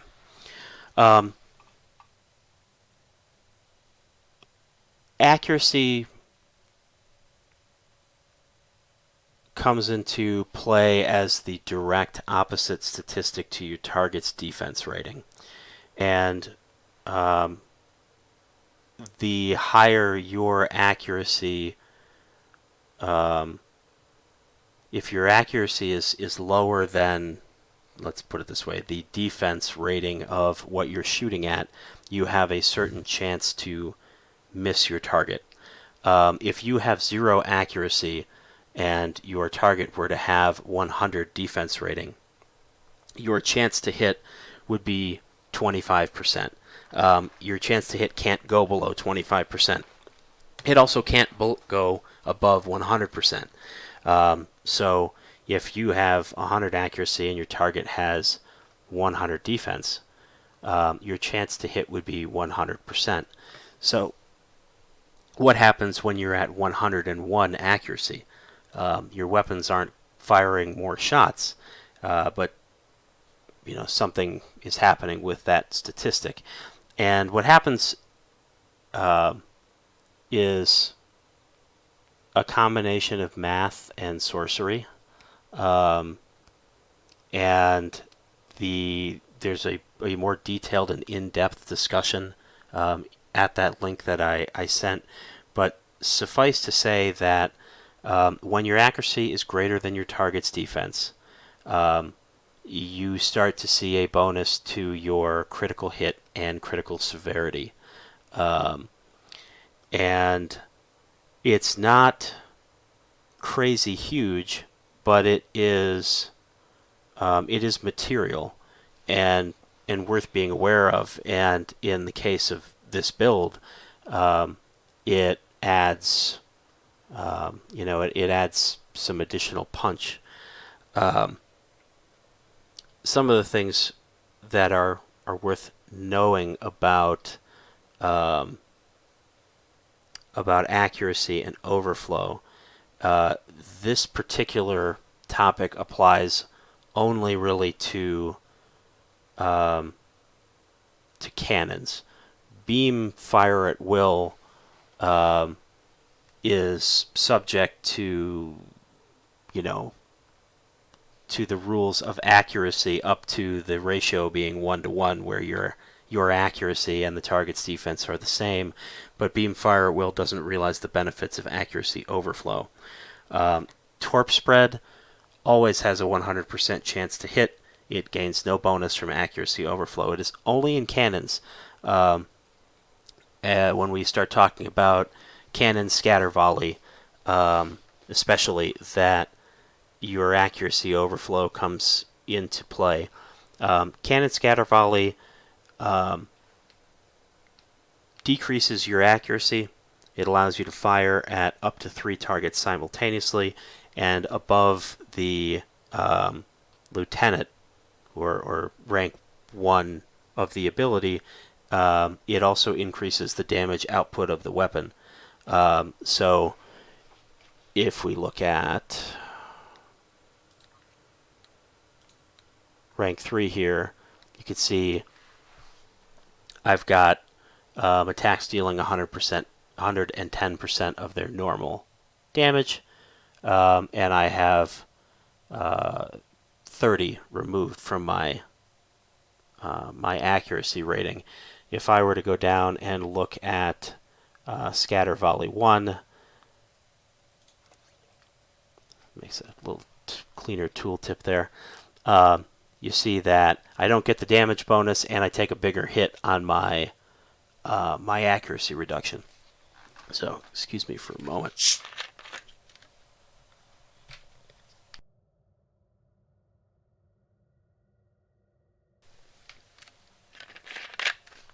All right. So the scaled up damage and reduced accuracy penalty, moving up the tiers of something like Cannon Scatter Volley, are really worthwhile.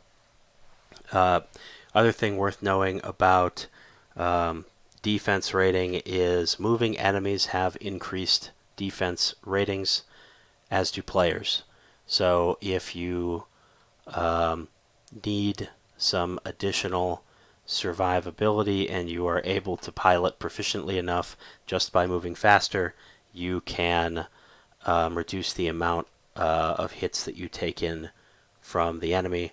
This is challenging on cannon boats because of their limited firing arcs, but it's worth knowing, and you don't have to be going crazy fast to realize an increase in your defense ratings. So that is at a very basic level, but damn near to the limit of my understanding, accuracy overflow with a link to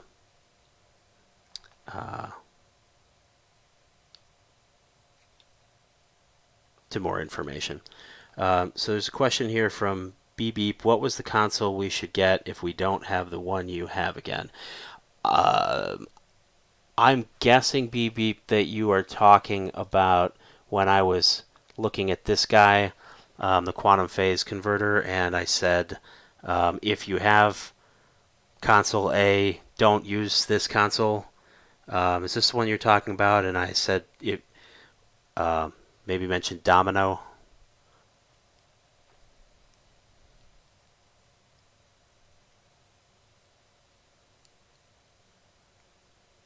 Okay. Yeah, so I don't have Domino, so this is my slot filler. So if you have Domino, use that, not this. It's a very nice console for those who do actually have it. Do you have it? I do. You son of a bitch. But yes, it is a very nice console. Weapon sensor enhancer, if you don't have it and you want to try out accuracy overflow, you can go pick up a hostile acquisition console. I don't know that I have one on this tune to show you. If I do, it's going to be in the bank. No. That one has an even higher accuracy rating. It's like 80 something. I believe it's 30, not 80. Really? I'll go check, actually. I believe it's lower. I might be thinking of some other entirely different statistic. But Hippie's going to go fact check me. Okay, and BB says 30. So hostile acquisition is an option for you, but you're starting to see, a drop off compared to some other things that maybe you could slot in that slot, like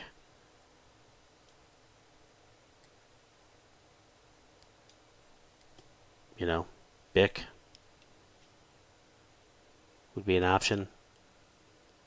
All right, there you are. All right, here's Hotstyle. I'm going to PM it to you. And then I'm also going to PM you Domino to be a dick. Eat a dick. And yes, Hippie's confirmed several minutes after other people in the stream have confirmed that Hostile is 30. Yeah, but that's the actual tooltip. Ah, you are an actual tooltip.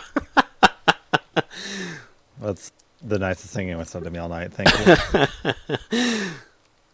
All right. So, anything that you want to add, Hippie or Brad, about accuracy overflow, alternatives to? I'm pretty sure for the accuracy overflow for the Stowe build thing, that's actually contested right now, in terms of actually being incorrect. People reference a interview with Jupiter Broadcasting about an old chart that they did, where they interviewed the guy and he talked about accuracy overflow, and it was the guy that programmed it. Now, whether or not they changed the formula between now and then, which is unlikely, but I believe what he says counteracts the argument that they have in terms of accuracy. What I've go. No, go ahead. No, it's fine. I was just I know there was some debate on that, and somebody showed a portion of a stream with a dev, and because the argument was, is it a a flat line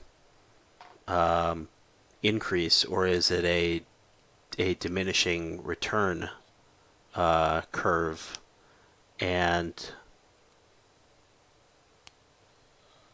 I thought it was a flat, for each extra point of accuracy, you end up gaining the same amount of severity and chance, was what it worked out to be based on an interview with a dev. Is that what you were referencing?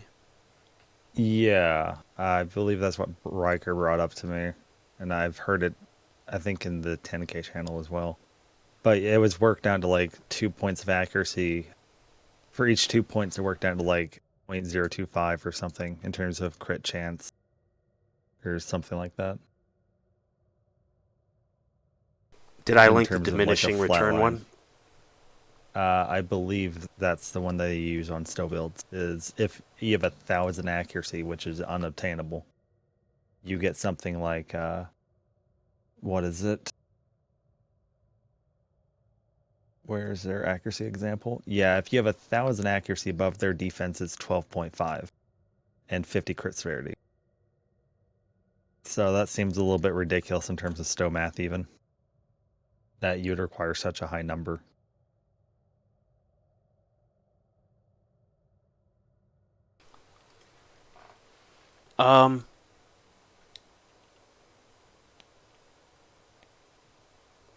Do you have a link to the other math? Let me find the Jupiter Broadcasting. The problem is Jupiter Broadcasting, they haven't been broadcasting stoked forever. It's So old. all of their stuff is basically offline for Yeah. like any of their charts and everything. You Yeah, only they've- have the actual video. Plus Okay. the guy's now a dev now. Yeah, it was stoked 76. I'll DM it to you again.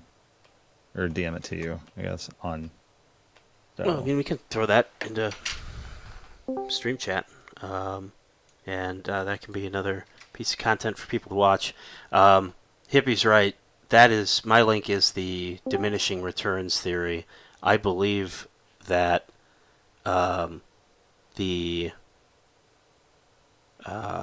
flat rate increase to severity and chance is that's actually the assumption that I've been operating under, but Hippie's link is the right link. My link gives what we don't think is the right math. So there is some interesting sorcery math on my link, and then there's also other probably more correct sorcery math in Certifiably Mediocre's link. Thanks, Hippie. Mm-hmm. Do you I'm have back, by the Domino? way, sorry about that. Do I have Domino? Yeah. No. Okay, well then we can both hate Nutter for having it. Definitely. Oh, for Ignore sure. the fact that I linked it to you earlier. Welcome back, Ed. Thank you. Starship traits. Oh, tactical consoles. Yeah. So I've got two different types of tactical consoles here. There are consoles out there that do things like what you see on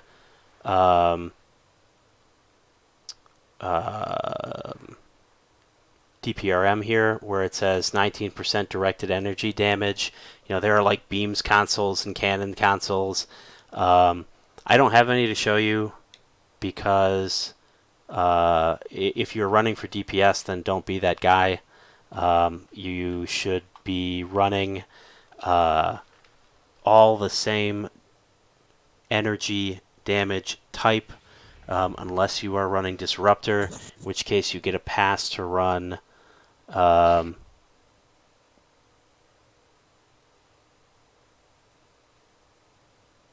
I'm sorry. Unless you're running Phaser and aren't Tier 6 in Terran yet, in which case you get a pass to run the Phaser. Terran weapon until you get to Tier 6. But your vulnerability locators come from the Fleet Spire.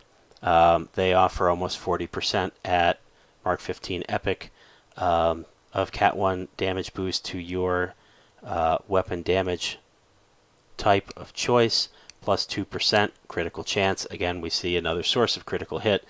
2, 4, 6, 8. If I were running with a tank in Hive, that's 10, 12% crit H, plus whatever. It's like 240% Cat 1 phaser damage. That's a lot. The other type of console that you see here are available from the colony world. Your colony needs to be maxed out at tier 5 renewable energy to pick these guys up. These retain the same amount of Cat 1 phaser damage, but they drop the critical chance stat increase for what for me is not particularly useful projectile weapon damage increase. What these are really for are these are healing consoles. That chance to gain a stack of healing when activating firing modes for energy weapons. And these are an easy way to dial survivability up and down on a build. If I am going into really challenging content with no tank, I can add more of these. And I have enough of them to fill every single one of these tactical slots, plus the universal slot if I really need to, with the colony consoles, as they're typically referred to. The special firing modes would be things like cannon scatter volley, cannon rapid fire, beam overload. And that is one of the main reasons that beam overload is here on this build that has no beams. It does not share a cooldown with my other firing modes, so I can activate it and not put my scatter volley and rapid fire on cooldown. It has a chance to proc my my colony consoles for the additional healing, plus I can use it to proc my competitive engines. Those are great consoles. Would recommend. If you don't have the necessary fleet credits and dilithium to be like me and have an entire set of each, I would recommend picking up a mix, a nice balance between the two of them. Pick up 2, or if you're new and super cautious and have survivability concerns, you could pick up 3 of the colony consoles and 2 Spire consoles. However you want to do that. I mentioned you missed the second science console. It was Ordnance Accelerator. We touched on it earlier. There you go. It was Ordnance Accelerator. That's the second piece of the 2-piece from the Gamma set. Ties up with my Gamma turret. And there is Reinforced Armaments. The second piece of my Trilithium set ties up with my Trilithium turret. Yeah, and also Jojo Lai said, how did you decide the order of the slot is on your cannon? So I sort of replied saying that it's based on the chance of the proc, the mods on the weapons, and the advantage of that weapon having a higher power going out and doing more damage puts it first in the cycle. But what other caveats are there that you know of?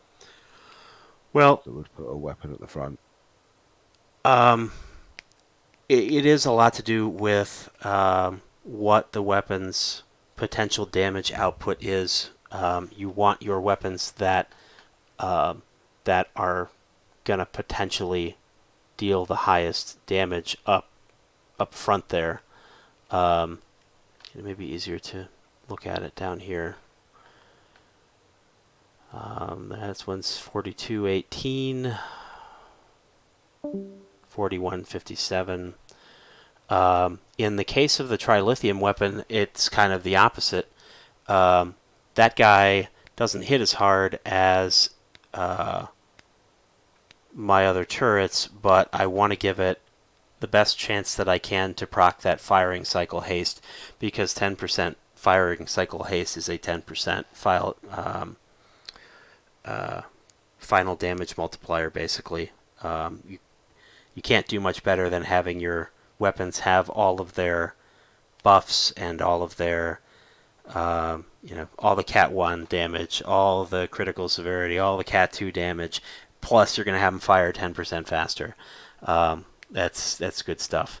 But really, what I did was I put a lot of thought into this, and I asked Tenor, and I did what he said. The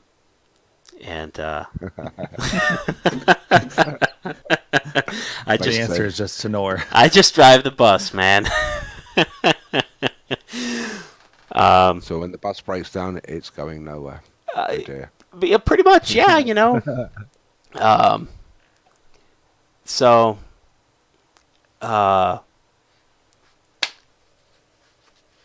that's really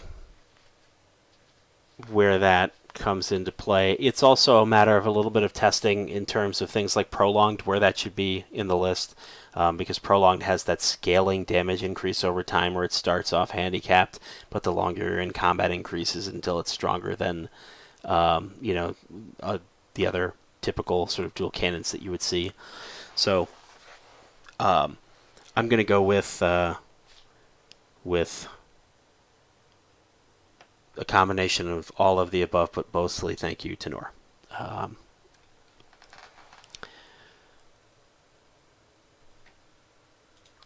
Also, well, I know it's Martin's stream at the moment and he's streaming away, but just want to remind people that if they're enjoying what they're watching, hit the follow button and follow the channel, because we are going to be featuring some other builds. I'll be going over the Eternal build later on and explaining how we put that together to exploit the exotic damage and exploit the exotic effect of torpedoes. So if you've got any side tunes out there that you want to get more damage out of, then by all means give us a follow. I'm sure we've also got a couple of engineers that we can discuss as well, and some other different ships. You know, we're not going to do every single ship in game because there's just too many. But the majority of the major popular ones, yeah, it's about 500-600 now. Yeah, you can have that one, Nutter. You can go off and do that one. Knock yourself out. Come back to us when it's done. I think Brad talked about going over a shuttle build later. Yes, most definite. All right, well, you heard the man. Come back later for that. Yeah. Yeah, Mark. Brett's going to be on next week with his 400k DPS Hive temporal time ship shuttle build. What's that? 458k or 4.5k or 4k, or just 4.5? Yeah, 4.5. That'll do. Yeah, the shuttle that I currently have has 2 forward weapons and 0 aft weapons, so it's gonna be quite a thing, quite a show.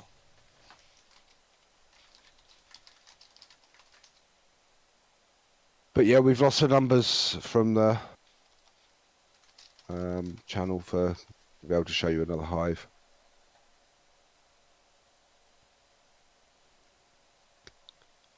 We might be able to pick up a 5th from somewhere. We might be able to do that. I haven't been keeping a great eye on stream chat. I've been mostly listening to the sound of my own voice.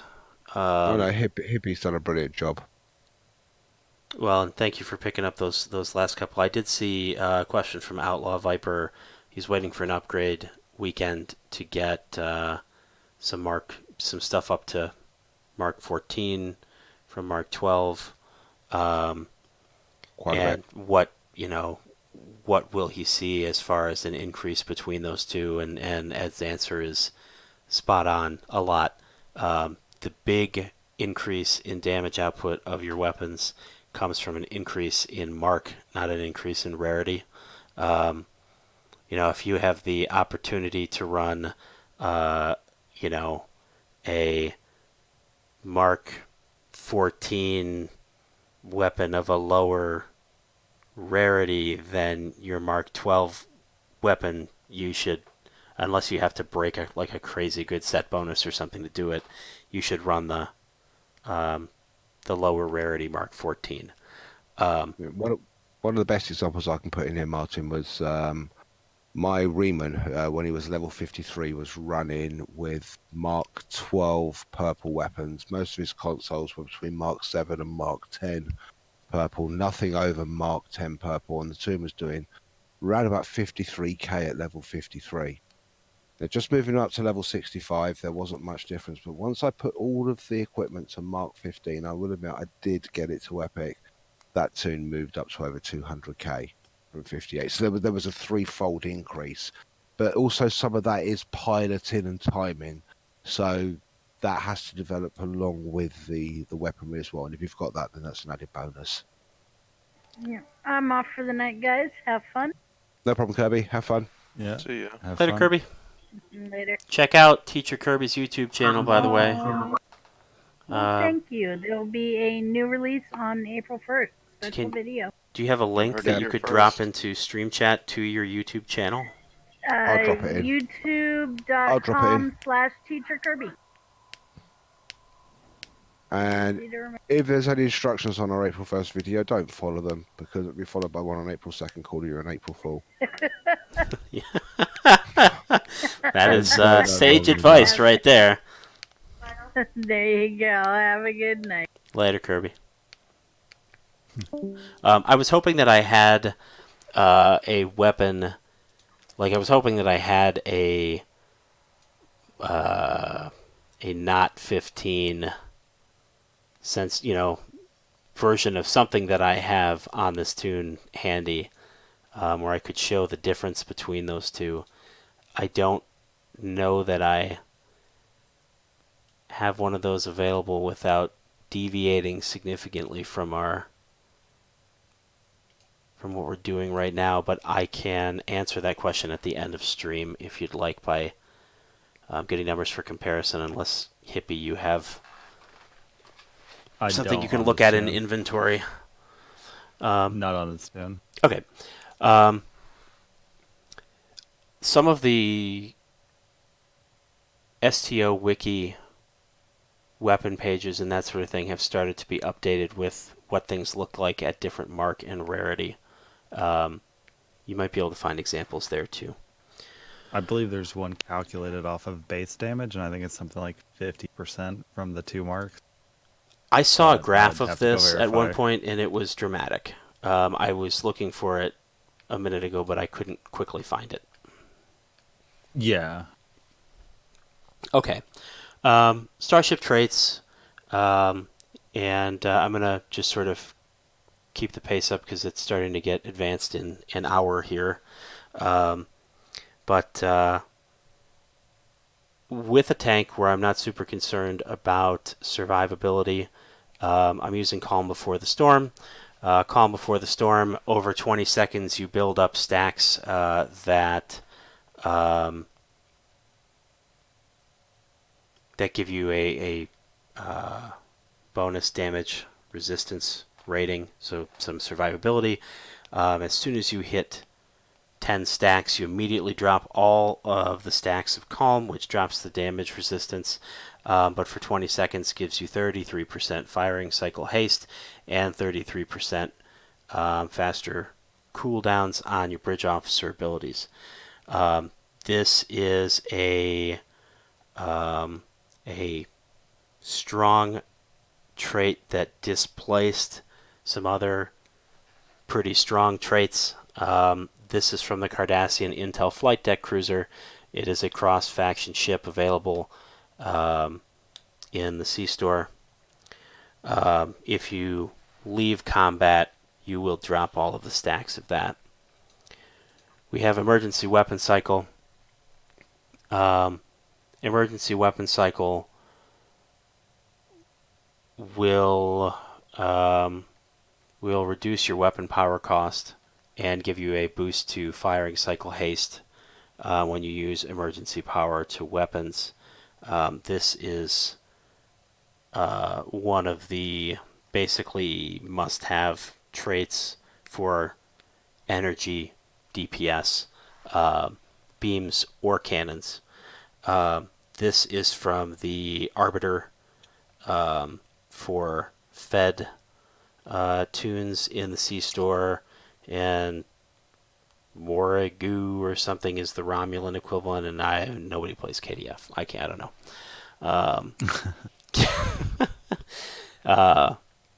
Facts. Yes. I'm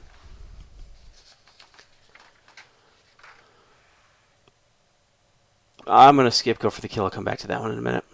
Withering Barrage. Withering Barrage extends the duration of Cannon Scatter Volley by a flat 4 seconds. By default, it is a 10-second ability. This takes it up to 14 seconds, and brings you close to, with cooldown management, 100% uptime on Scatter Volley. It is way better than its beam's equivalent of redirecting arrays.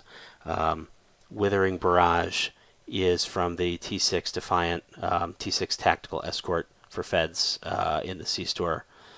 Weapon Emitter Overdrive, we talked about. Weapon Emitter Overdrive is from this ship. It is from the Vodwar Juggernaut. And it's the one that gives us more accuracy, more critical chance, but also increases your weapon power drain. We have lots of ways of mitigating that weapon power drain, so it's not so concerning. When I need more survivability, this is what I drop, and I will slot in Invincible. Invincible is from the Zal. It is a Lobby ship, and it makes you briefly unkillable once every 2 minutes, and it's great when you accidentally eat multiple warp cores because for some reason Hippie doesn't, keep you alive. So there's Invincible.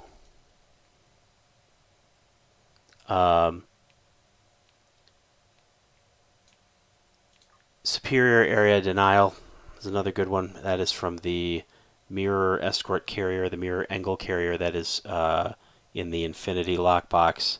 It is kind of like a poor man's Cold Hearted. You can't get Cold Hearted if you don't have it. It was from the 2017 Winter event. Both of them give a damage resistance debuff to the targets that you hit, but Cold Hearted is stronger, and Cold Hearted also has it slows the enemy and counts as a control effect, which boosts damage from one of the other common things that you'll see on builds that I'll show you in a second. Go for the kill.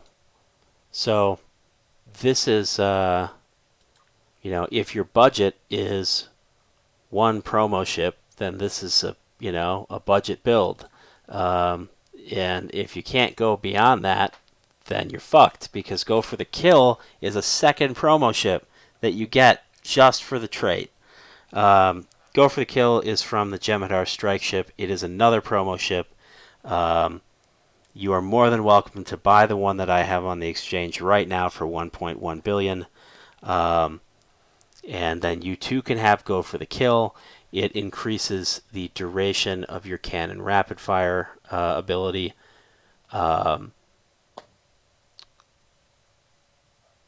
Periodically, as you score critical hits on your enemies. With a build like this, with a critical percentage where it's at, I have no problem getting the maximum duration out of cannon rapid fire. If you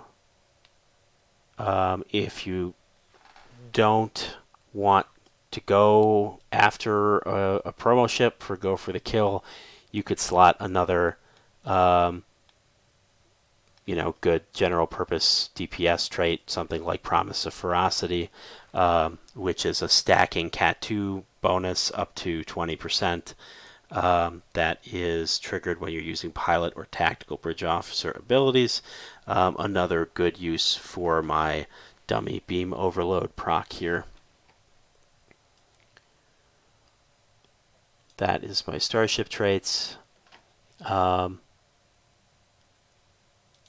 Personal space traits, I change these around constantly depending on what I'm doing.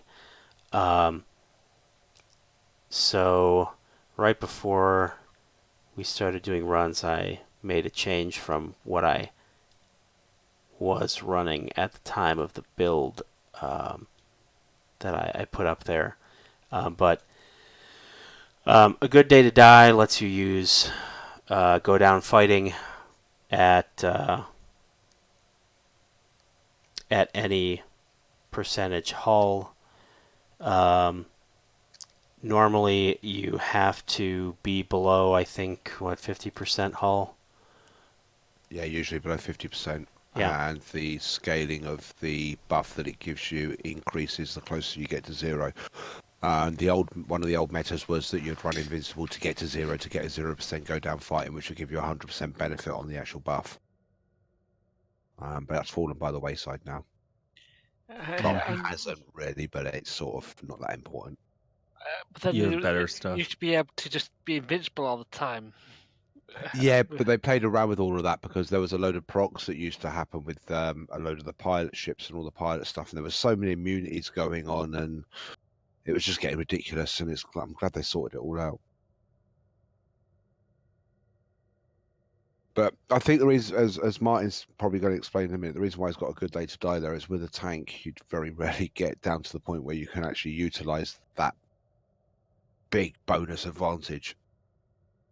So he's probably got it there to take advantage of it. With a good tank. Yeah, with a good tank. So MB. Yeah, we do know some pseudo tanks. I like the fake tank. Paper tanks.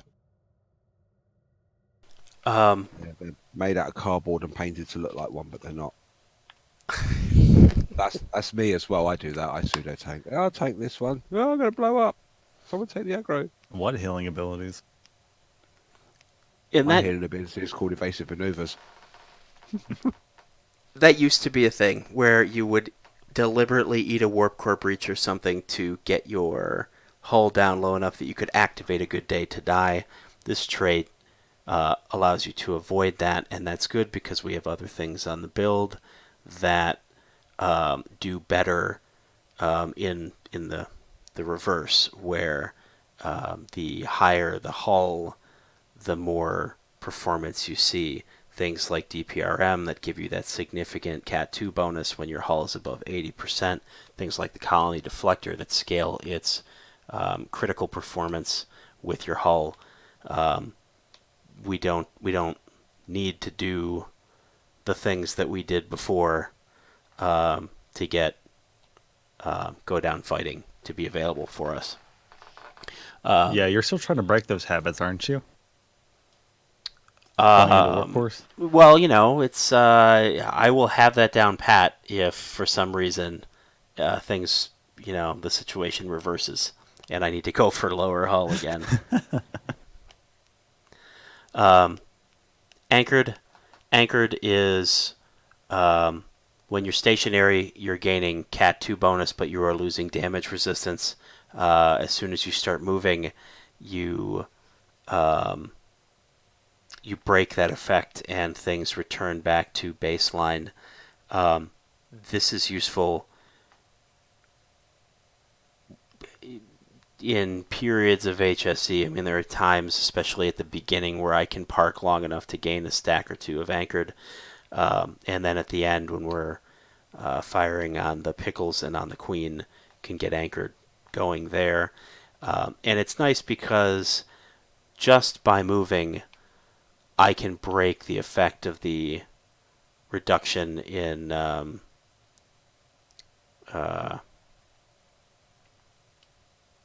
damage resistance. Yeah, Beep Beep said, no cannon training, interesting. It is interesting. The reason for that probably could be that there might be a potential. Going back again to diminishing returns, with Cat 1, you do reach a point of saturation. And it could be that just by slotting that, you've reached that point of saturation that you're actually going to benefit more by slotting something that's going to do a Cat 2. It's because my cannon training is too good for Yeah, BB's his is cannon superior. training. That's It is why. superior. But there are instances where you would sometimes avoid slotting something that does do damage because you are going to saturate in that category. And Cat 1 is easy to saturate because everything will give you damage to this, damage to that through the game. You think all of your consoles, if you're running the consoles from the fleet, all of those are going to be Cat 1, and you do reach a point of diminishing returns with them, as Martin mentioned previously. So sometimes it's easier to switch to Cat 2 damage.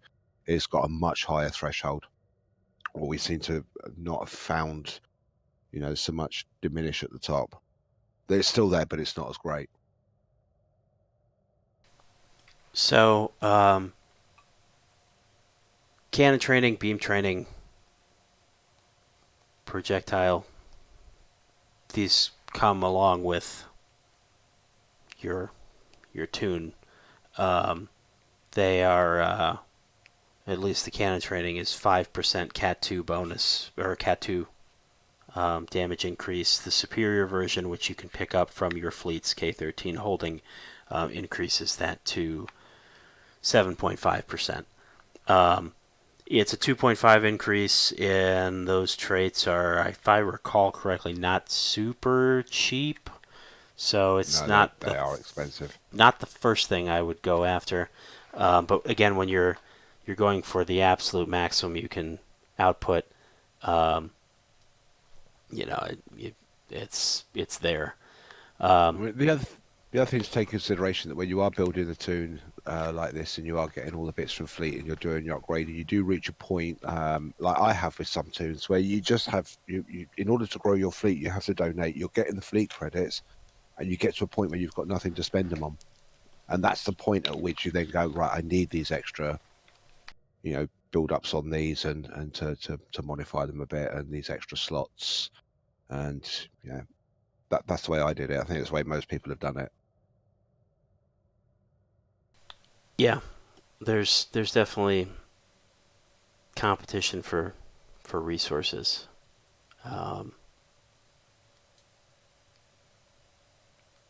Especially when you are wholly or partially responsible for the development of the holdings on the fleet, then you have to make difficult choices between developing your tune and developing the fleet. I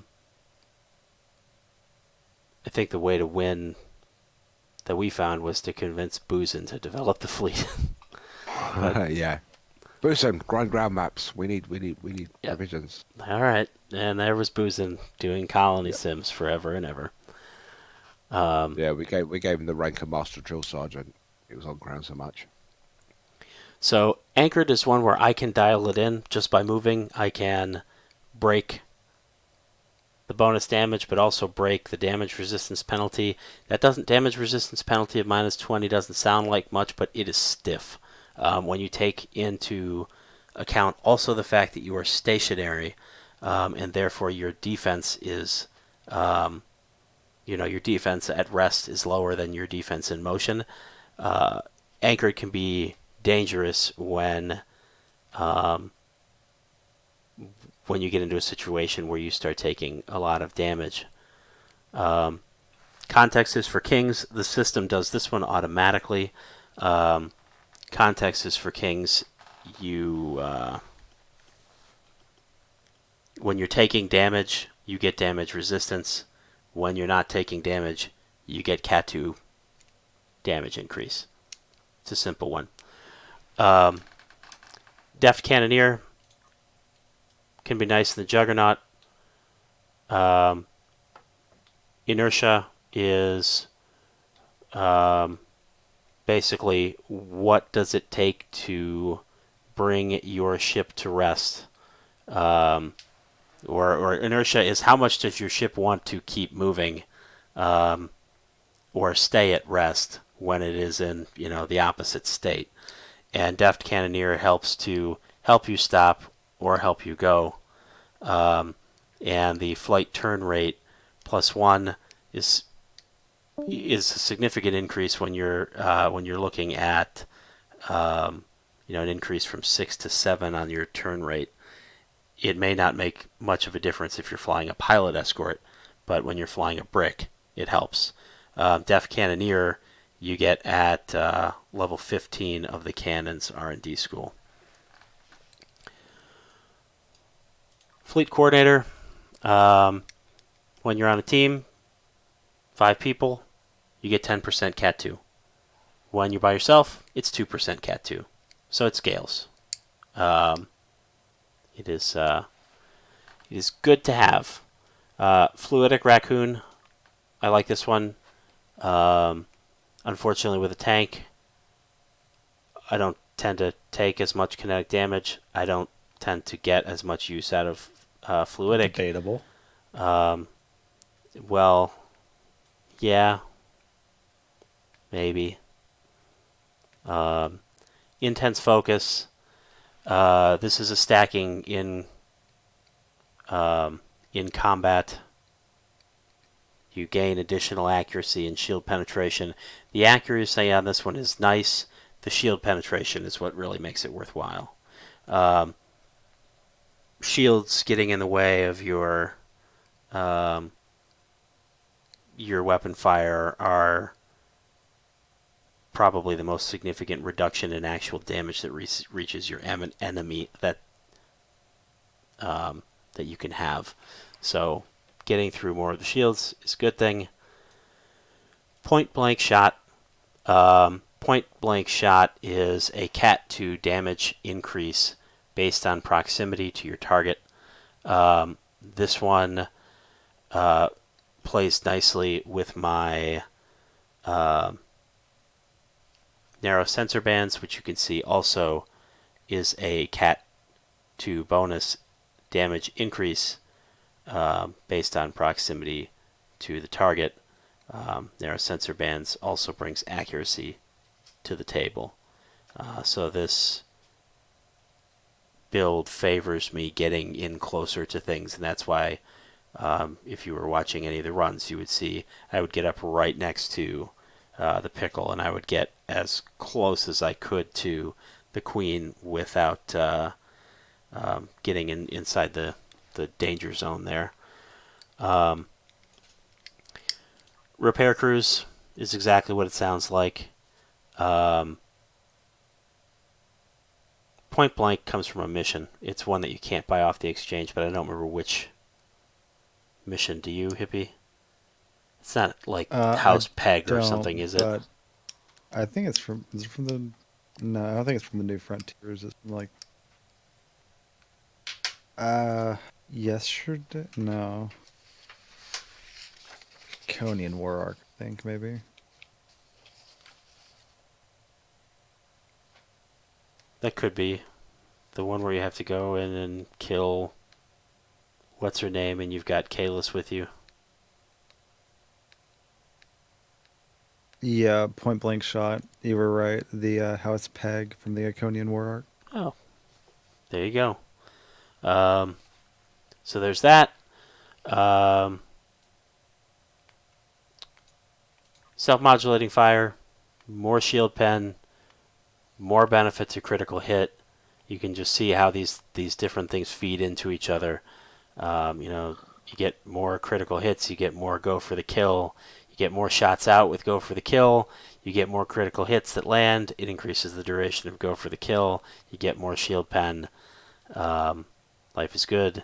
We talked about superior cannon training. That is it for personal space traits. There are several others in here that are worth running situationally.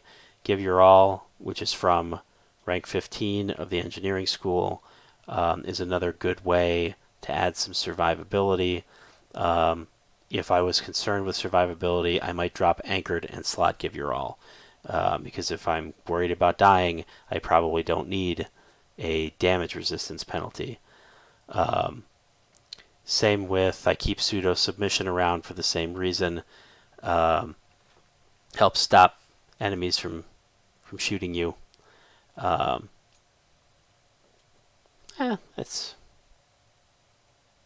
I think most of the good ones there.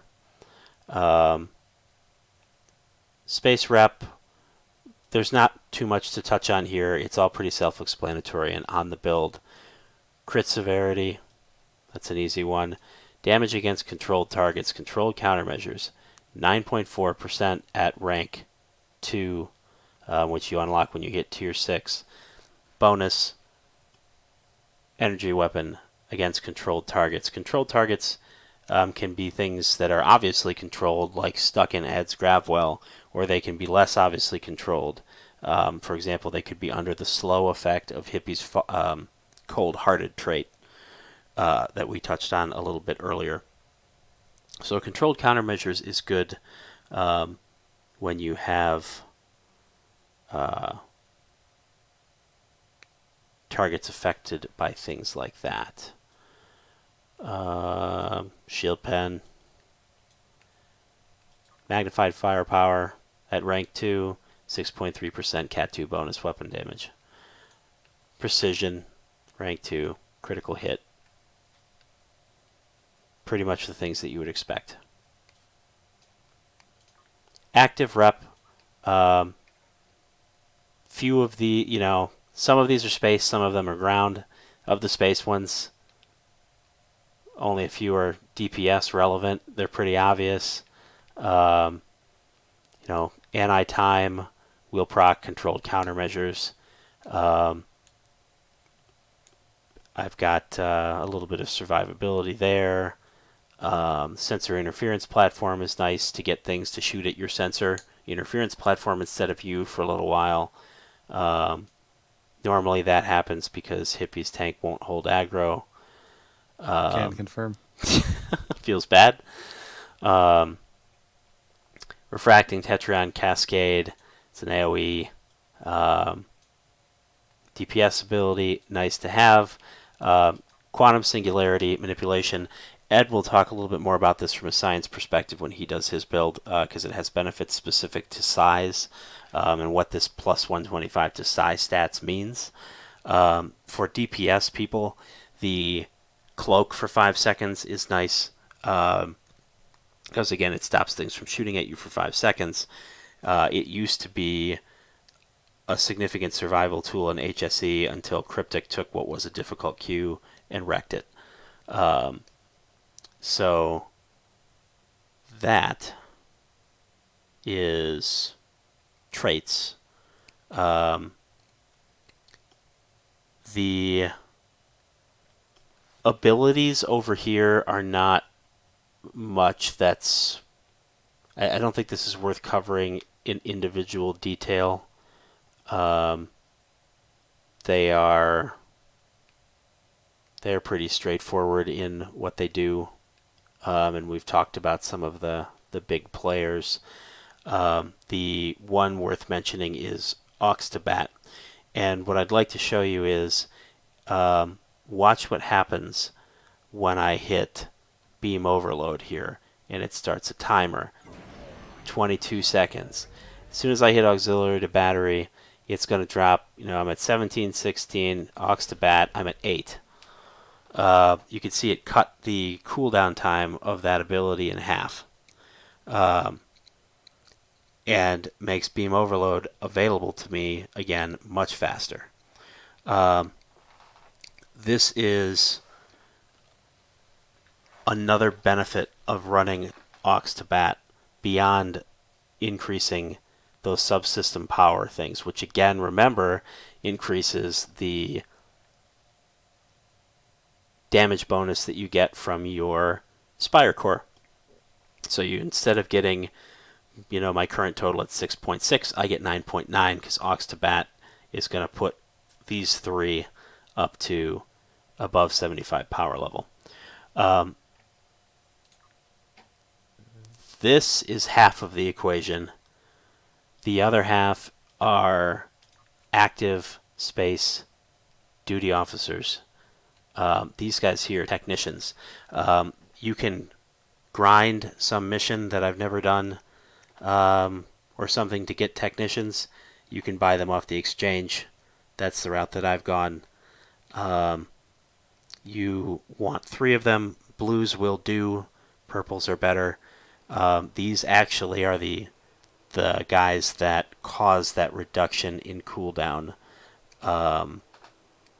when you hit aux to bat. If you don't have the technicians and you run aux to bat, you will not get the cooldown management, which is the major benefit. You'll still see the different power levels jump up, but you won't see the cooldowns come down. So don't forget your technicians. Last ones that I have, Agent Nerul, when you are under the effects of attack pattern beta over here and you are firing your weapons, it restores hull, so it's a little bit of survivability. Agent Nerul came along with one of the bundles. You don't happen to know which one it is, do you, Hippie? Delta. Okay. Yeah, it was Delta 1. Okay. So you got that guy, and then these guys come out of the Delta Bridge Officer packs, I believe. More emphasis on crit chance, more emphasis on crit severity.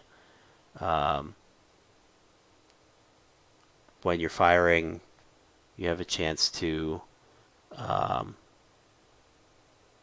get an increase in your critical chance and critical severity. Blues on these also will do. They are significantly cheaper than the purples on the exchange. Those guys can be, especially I think for the chance ones, very expensive.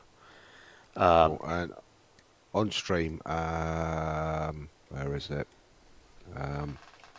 Fox Mulder has said, why not ZMOC over Nerul? Reason is that ZMOC, the way that ZMOC works is he affects the cooldowns of an attack pattern, but you need to run multiples of them, and it works best when using beta and gamma. So, sorry, beta and omega. So when you actually pop beta, you'll watch if you haven't got ZMOC, you'll see that the cooldown goes to its universal, and you've got this 15-second window between them, so there's no point in having the omega there. But when you've got ZMOC in place, it drops the cooldown to 15 seconds on omega, and the cooldown on beta starts its 30-second rundown. 15 seconds later, you pop omega, and the cooldown instantly drops to 15 seconds, maybe just below on beta. And then omega runs out, you pop beta, and then omega drops to 15. So you end up with rolling 15 seconds between omega and beta. No point having it on a single copy of beta. It's just not going to do anything. So you won't get any procs of it. So it's probably why he's not using it. Also, we're pretty much taking beta to global, aren't we, with Oxpat? Yeah. With Oxpat, it will be at global, so there's no point in running it. But it's not to say it don't work. I still use the ZMOC Gemro 2 copies with a beta omega on my Riemann, and I'm still pulling good numbers with it. The old metas, if you are using them, they still do work. I will drop a link as well into stream chat there for the cooldown calculator. That can be helpful to understand what options there are to manage your cooldowns, as well as how effective what you're doing is. One of the things that I see a lot in builds is I say to people, how do you manage your cooldowns? The overwhelming response is silence. But then the second most common response is, well, I'm using this to cool that down that, and this to cool down that, and this to cool down that, and I'm giving up all of these different slots and abilities and traits and all that. My entire cooldown management is handled neatly by these 3 duty officers and those 2 abilities that also give me increased power in all 3 of these subsystems, increased damage output. It is very clean. Agent Nerul is also a heal DOF. ZMOC is a cooldown DOF. So the technicians in ZMOC are more of a an apples to apples comparison than Agent Nerul. I don't think I have much else to cover. I feel like I've been talking for a very long time. Very comprehensive. And if you guys have any questions, I would love to give Hippie a chance to answer those. All right. I have a question. Martin, why don't you use the emergency con hologram to get more maneuverability on your jug? You know that bus you were driving, Martin? Yeah. Yeah, I think you just thrown Hippie under it. That's actually not my bus. That's Karma's semi. He's turning around to come back and take a photograph. So people on the other road, on the other lane, just watch out.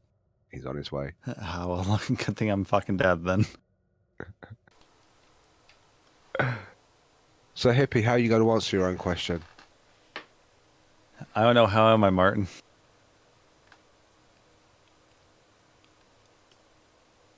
Because you have the competitive engine, dude. Yeah, you can never have enough maneuverability, though. What if my comp proc's down? What if you got good? I need to turn around. I'm within 10k of you